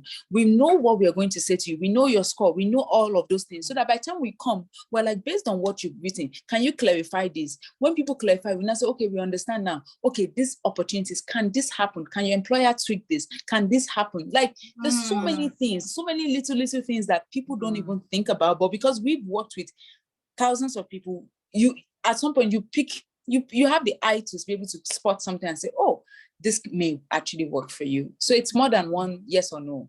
Wow. This person says, I'm 30. You've sent your question too many times, so I just have to. You are 31 years old. CRS score is 409, has an MSc, and has IELTS score of 8.5, 8, 7.5, 6.5. But that CRS score is really low. What would you advise this person? And she's 31. What's that CRS score? 409. Because she has a 6.5, so she needs to convert that 6.5 to a 7, because that point is dropping her by 50 something points. Wow. Yeah. Wow. So I hope you've heard it now. I hope you've heard it. I hope you've heard it now. Hope you heard. So go and do your IELTS again.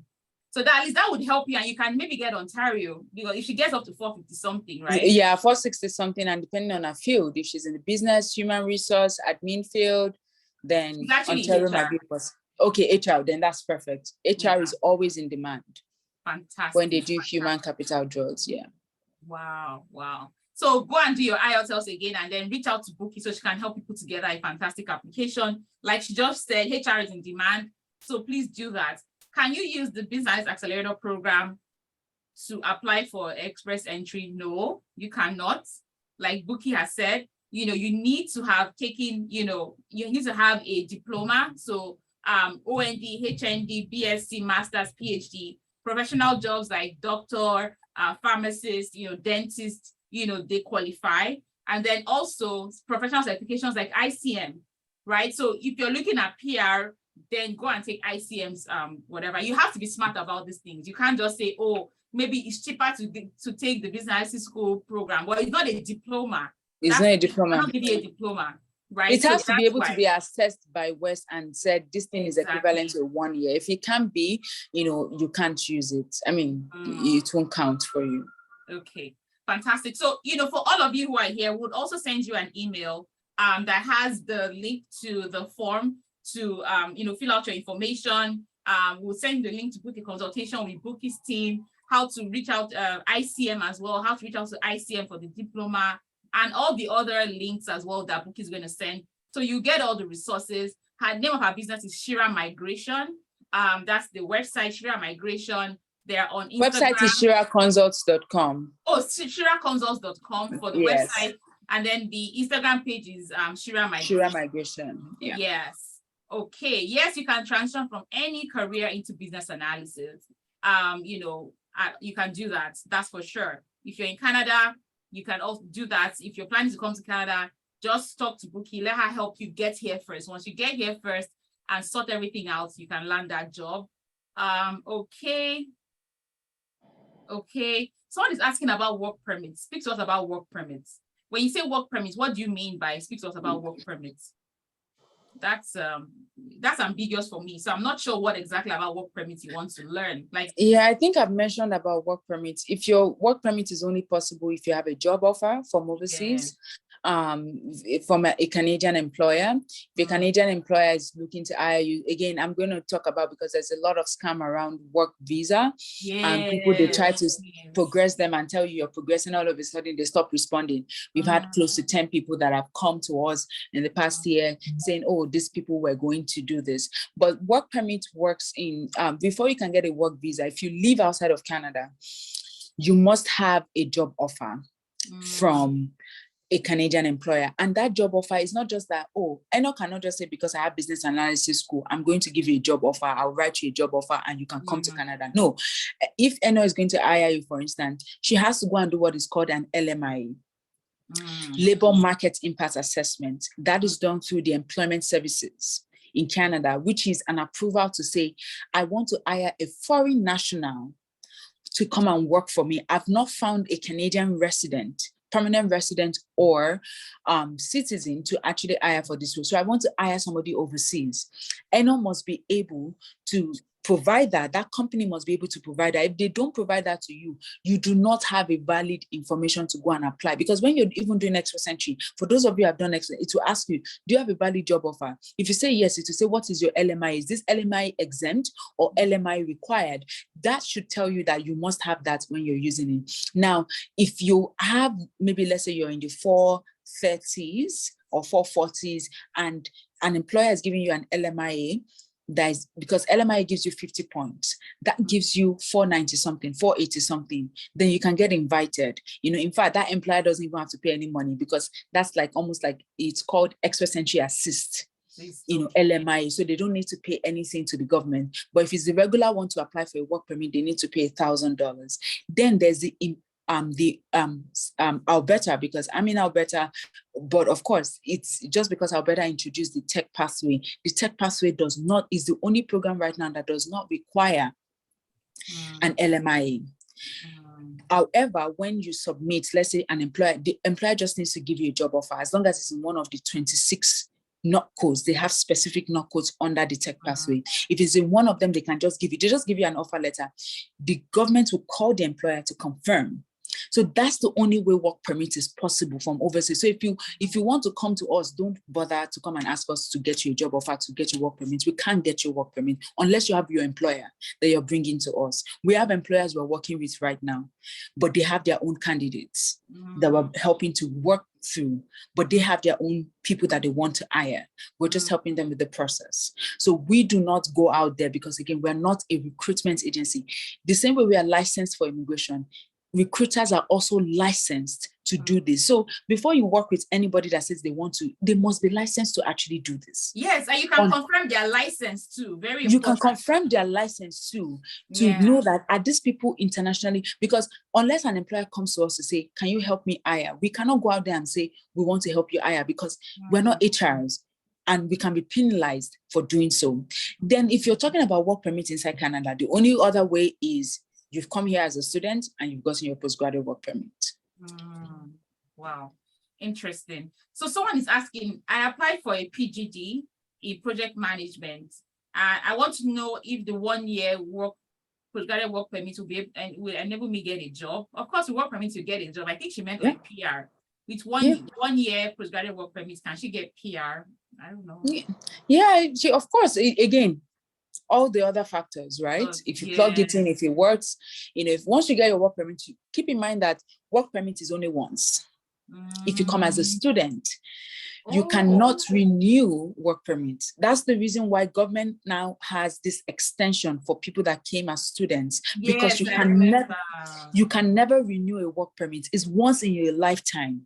So let's say now you come here for a 1 year program, you get 1 year postgraduate work permit, but then you're running out of time and you still don't have, you cannot go back to school and get another work permit. Even if you go back to school, you can never get another work permit. The only way to get another work permit is LMIA work permit. So which means you now need to look for an employer. So that's why your strategy does not stop from, I've gotten to Canada, I've gotten a school, I relax. No. The moment you get to school, especially if you know you have 1 year postgraduate work permit, you're already doing all the permutation and combination and say, okay, what is my pathway to get PR? If it's not sure, then you go back to school so that you know that before you get, because once you get that work permit, that's it. Wow. Wow. Someone says, I have a BSc in microbiology. I have a PGD in education, and I'm teaching currently. Can I still go for master's in postgraduate, master's in microbiology or public health when your experience is in teaching, but you have a BSc in microbiology? Well, unless you probably taught microbiology in teaching, then you can go for a teaching microbiology or something related, to elevate that. Even if you want to, like, it just has to make sense. I can't speak out of the blues because I don't know what kind of teaching and all of that. It just needs to make sense to say, I'm going back to microbiology because I've actually stayed in the science field, but it can't just be out of the blues that, and then how many years of work experience have you had? Interesting. How many points does provisional nomination give an applicant? 600. 600 points.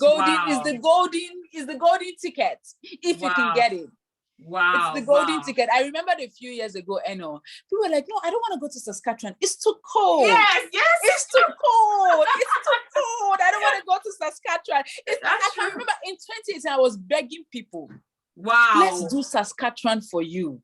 Wow. Like, oh, I've heard that it's one of the coldest places. I'm it's like, a village. It's a village. Like, it's cold. Now everyone's like, just get me anywhere. But it's so funny. Like, and that's the same way that we are saying this new normal, because this new normal is here to stay. In the next 1 year, by the time they start releasing all their plans, the new normal is going to change. So you need to start making strategy, not based on what may happen, based on what is the reality. Because right now, this is it. Like, again, Saskatchewan is a possibility for a lot of people, because it used to be that place where people who didn't have a lot were able to, people who didn't have a lot of points, we even got a 43-year-old. This is as at 2020. Wow. An invitation from Saskatchewan. But right now their points have gone up. But French, that's also the advantage. French opens you up to Ontario, because Ontario has a French draw that it does not matter what you studied. It does not matter what your work experience is at, as long as the French draws is always in the 450s. So it means that you don't even need a lot of score. Yeah. To actually get invited for French in Ontario. In Saskatchewan, French, Saskatchewan, the maximum points in Saskatchewan is 7.5 in listening, 6.5 in the rest. Meanwhile, in expert entry is 8.5877, 7.57, but the maximum is less. So it's the same way that their French maximum is also less. So if you can attempt French, you can actually max out or get 8 points, and that can also give you an advantage with Saskatchewan. You know, I met someone here as well who she took French in university. So somebody asked that question. You took French in university. Trust me, you still have those French skills. Language skills don't just go like that. They don't just, you just need to reawaken it. With Shira, take the class. So she did that. She did the class. Then it was, there was this training company in Nigeria that she used. And she took the TEF then in 2018. And she said, to be honest, like the French, her French scores were not so high. But by the time she used it, the thing just shut up their whatever. They got ITA immediately. They are in Canada now, so it's not like IELTS that you needed like some setting 8.5 as back then. Because it's a second language. Keep in mind, it's also a second language, right? You're still going to write your IELTS, it's still going to open up that door. So don't limit yourself, right? Don't limit yourself. If you can learn it, if you also have the background, like I said, you actually still have those French skills. You just need to awaken it. And you probably just need 2 months of dedicated prep, 3 months. Some people need 1 month of dedicated prep. If you already have the language skills, it's just for you to now learn, because the biggest key for people who are learning French fresh is, because for us, even in our classes, the first 3 months is not to learn how to write the exam. The first 3 months is to learn the basics. How do you even speak? How do you write? How do you pronunciations? Then after the first 3 months, then the last 2-3 months is now on how to pass the exam, how the exam works, because you can't go into that until you've learned how to speak, how to write, the pronunciation, the vowels. I think that's the biggest challenge that people have in the French, those vowels that they have, that they have in the French. But it is possible. It's possible, guys. And the funny thing is, when that French skill that you have, it's not even just for immigration. When you get here, bilingual people are paid more. Bilingual people are paid more because of the fact that they don't have to hire 2 people to do your job. So they'll pay you 30, 40, 50% extra. Let me give you an example. I have a student, she's a Cameroonian, right? So she speaks English and French. She came into Canada, English and French, right? She came in bilingual. When I met this lady, I said, do you know that you're sitting on gold with your French and English speaking skills? She went to one school, did one diploma, still she was struggling. She got into the business analysis school. In 3 months, she passed her certification. She got a job with TELUS. In that job, because she is bilingual, she's now leading the team in Montreal.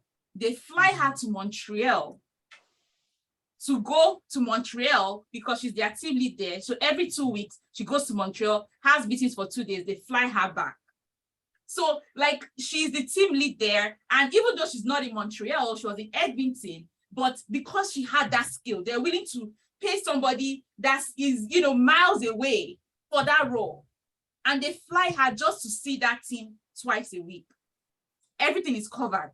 Everything is covered. By being bilingual opens up so many opportunities for you. So that French that you think, oh, how will I spend $600 or whatever to learn French is not a waste. Trust me. It is not a waste. It's not a waste. So please, even if you're targeting government jobs too, if you're targeting government jobs, because government is bilingual in all the government offices. Once you put bilingual, like it shoots up your opportunity compared to any other people. Bilingual teachers also have more opportunities because teaching is one of the hardest professions to get into in Canada. But if you're bilingual, yes, it's actually one of the toughest because of the regulation. It's the CBE here is highly regulated. People struggle to get back into teaching a lot. But if you're bilingual, it breaks down that process for you because they know that you're good for your students. Wow. Interesting. So if I'm coming in as a student, do I need to show proof of funds for my spouse and my children? No, you don't, as long as you're not adding them to the application. Okay. But you have to justify, if they're staying back home, how you need to talk about how they're going to be taken care of. If your spouse works, then that covers it. You just say, my spouse works and will take care of the home while I'm away. Interesting. Interesting. Okay, some questions here are consultation questions, so I'll definitely recommend you get that consultation.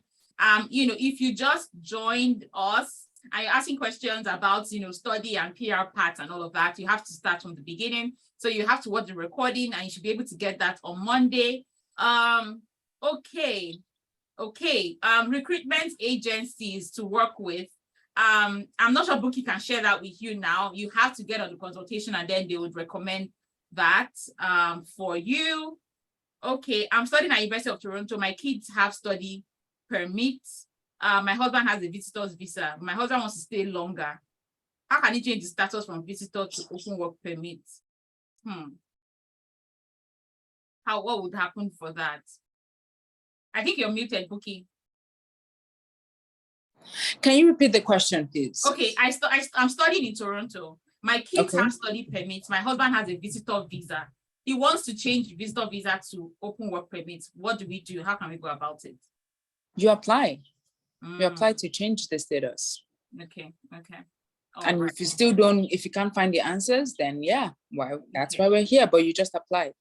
Fantastic. All right. So if you can't go about it yourself, reach out to Bukky and her team. They're there to support you. At this point, we're going to round up now. We've answered all of your questions. Bukky has shared so much information. Even I myself have learned so much. And that is why it is the new normal. Like, things have changed. Back when I did things, it's so different from the way it is right now. It's so different with the way it is right now. And that's why you need to have this information going forward. You can actually get into Canada by next year. It's possible. All of you here with the right information. So get that consultation out of the way, know what your options are, and you start planning towards it. We've learned so much today. So please send your thanks to Bukky, right now in the chat. Go on Shira Migration page, follow them. They share a lot of information there. Leave a comment there, share your experience, in this webinar as well. Also, thanks to Business Analysis School for bringing this webinar to you, to giving you this information that you got in today for free. Feel free to share your experience as well with us on LinkedIn, on Instagram. Send us an email. Let us know what was valuable to you. You'll receive an email as well with all of the information that she shared. So even if you joined us late, you will get the recording. You will get the links to the consultation form. When you fill that form, Bukky has gladly, benevolently giving all of you here, because you have shown that dedication to be here with us for the last 2 hours. You're going to get 20% off as well for consultation support services. Her team is going to support you through your journey. I like what we've done here today because, I'm seeing the gratitude in the chat and, just giving people that hope that it's possible. It is possible. Within 4 years, I've become a Canadian citizen and my life has turned around forever. Like I tell people, it's one of the best decisions I made. Somebody forced me to apply to Canada. Somebody is disturbing you to do something. I'm like, okay, let me just do it so that this person will leave me alone. That's how I did it. But imagine, me now getting it today and saying it's one of the best decisions I've made. So this might be one of the best decisions you've made, joining this webinar. And then, of course, getting your consultation and moving forward with your application. You've gotten all the knowledge that you need to go forward. And I'm very sure that by next year, I'll be seeing some of you in Canada. I'm very certain about that. Any last words for us, Bukky? Thank you so much. So my final words, and anytime I talk to people, is just know that immigration has a process. Do not let people scam you out of your hard-earned money, not with the way things are around the world. Inflation has gone up. Please protect your money, get the right information. I know that people are always like, well, I just don't want to pay for consultation and not know what my options are. In fact, that's where you need to start, because I see so many people committing thousands of dollars. I just saw it on Thursday when my consultant was briefing me about that person that she's planning to move it because she's just like, I don't want to deal with those people anymore. And this was one of those people that didn't book it, that didn't do a paid consultation, because you just go, because when the reality is, if I'm not doing a paid consultation, I'm not going to give out information away to you for free. I'm just going to give you the surface level. Yeah, exactly. Because why would I give you the free information? You're not going to come back to me. But because you pay us, we don't hide things from you, because it's either you want to trust us, based on on the information to work with us, to move forward, or you want to do it yourself. The person, like we're doing a summer trip right now, and one of the person who actually facilitated that was somebody that booked 3 consultations. She never worked with us. She booked 3. She's the one that facilitated and opened the door to Ghana. That's how much value that we give. The person will not come back to open the door if she's in Canada with her cousin. 3 consultations, $300. But she came every time, got the information, and went away with it. So you can't do it. If you're an independent person, you want to do it yourself. You just need somebody to guide you. That's why you book it anytime you need it, and we answer the questions. You make sure you fill it out. If you feel like after the consultation, I still need help, you can also do that. There are different ways we can help you. We can support you. Write a cover letter for your application, because that's the most important document that you need for your study visa. If you're trying to visit, that's also the most important, because how do you put everything together? So my thing to you is, we have a process because we've seen it. We've had a consultation. Last year, we did over 500 consultations, and we had so many success stories, so many people. If you go on our page, we've been around. So yes, you can trust us. We're licensed. All of the consultants that work with us are all licensed. I'm also licensed, even though I don't do consultations so much anymore. But all of the consultants that work with us are all licensed. So you can be sure that, and we have a reputation. If you're going to write a bad Google review now, it will be on our record. So it's important to us that we protect that. So even if you choose not to work with Shira, there's somebody cheaper out there you want to work with, make sure you verify them. Do they have something to lose? We have something. If you make a negative comment on our page alone, we have something to lose. Some people, you can't find them anywhere, so make sure they're faceless. So if you go and do anything, so make sure that you're working with people that have something to lose, because if you don't think a white person is going to give you any better service than your dark looking person. And because I see so many people do that, they assume that because this person is white, the one thing and that's where the consultation comes from, is, does this person know what they are doing? There's nothing like working with somebody that understands your experience, where you're coming from. When they say gone, like, you understand? Yeah, because it's true, right? Because you understand this and you can help them. Because like you said, there are different nuances, different cultural depictions, all of the things that need to be broken down, and based on your expertise in this place, in this area, you can put it in a way that the visa officer says, okay, check. Like, we're working with Ghanaians more now, and it's taking a lot of process for us to understand the Ghanaian nuances. For even their certificates.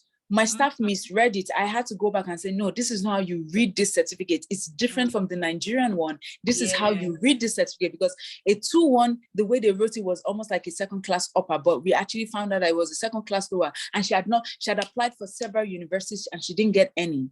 Now we're applying, we submitted our visa yesterday for study visa, because we finally figured out what the problem was. And that's because of the way. So there's so many, even from country, even in Africa, we're learning every day. Once we start dealing with one country, we're learning all the nuances. So it's important that you work with somebody that, is able to understand that, able to go above and beyond to understand that. And yes, we're here to help you any which way that you want to work with us. You've been rejected before. Her company has helped people that have been rejected. Yes, if you've been rejected before, the first step we need to do, you don't even need a consultation. We need to first of all order a GCMS notes for you. That's the first step. We don't need a consultation. The first step is, let's order a GCMS note. Let's get that. You see, that generic one you get is not enough. That's what they give to everybody. But we need to see the visa officers and what were the specific red flag in your application that made them refuse you. Then that's where you can now choose to reapply. If you're within the 60-day window, we can do what is called a judicial review. That's a very expensive process, but it's highly successful, 99.9% success rate, to get your visa approved. But it's unexpensive because we need a lawyer to work on that with us. But again, my final spiel is, there's a process. Trust the process. Do your part. Do not look for shortcuts, because it doesn't exist. Wow. Thank you so much. Shortcuts do not exist, guys. Shortcuts do not exist. Work with the people who have the right experience and knowledge to guide you. You save money, you save time, and you're happier. You go to bed not without any worries. And as you could tell, Bukky knows her stuff, and I would not recommend somebody that I don't know personally right? Somebody was sharing in the chat that you've helped her sisters come to Canada. Her name is Comfort. She has a Ghanaian surname. I can't remember her son. Okay, well, that means that's probably one of our clients. Yeah. So, I definitely trust, Bukky and her team to support you. So fill out that form, and not to worry if you came in late. You can watch the replay. It's a loaded 2-hour session, like back to back, gems back to back. You have the links to everything that you need to succeed. And of course, follow their IG page, Shira Migration. Follow their IG page, Shira Migration. They also offer IELTS training, French training as well. And then, of course, the and if you want the French training too, I don't know if we're going to give 20%, but add it to the list. If you want the French, the IELTS, I can get back to Eno on that, on if the discounts we can give on those IELTS and French training too. But for the consultations and all the immigration services, for sure, 20% off. But I'll get back to Eno. Just fill out that, you might be getting a discount on the French training. We started another class in September. So if you want to join us, we start every 2 months. So this September will be the last one for this year. And then the next one would be in January. Please say thank you to Bukky for this benevolence. Bukky, be your birthday, or is it? It's not my birthday. It's October 23. I'm accepting gifts in advance. Yeah, that's fantastic. Thank you so much. Thank you, opening the doors to so many people, because I know that, I was telling somebody that I said, one person immigrates, it changes the whole family, it changes the dynamics of the family. It elevates your family financially and in all areas, right? You're able to support more people. You can't come here and not think of, oh, my brother, my sister, my niece, my nephew, right? So I want us to elevate our families, right? With this knowledge that we get, we can come in as students. From there, we become peers, and come in as peers, bring in our family members, elevate our families. There's so much that can be done, right? Wherever you are. So everyone who joined, from Nigeria, from the UK, from Ghana, from Cameroon, from Ivory Coast, everywhere you joined from, thank you so much. You can watch the replay on Monday and get access to all of this information. Remember, this discount expires at the end of August, so make sure you take advantage of it so much. Thank you so much, Auntie Bukky. I appreciate you all here. Thank you so much. God bless you indeed. Have a fantastic rest of the Saturday. Bye, everyone. So much love from us to you all. Bye. Bye. Bye, everyone.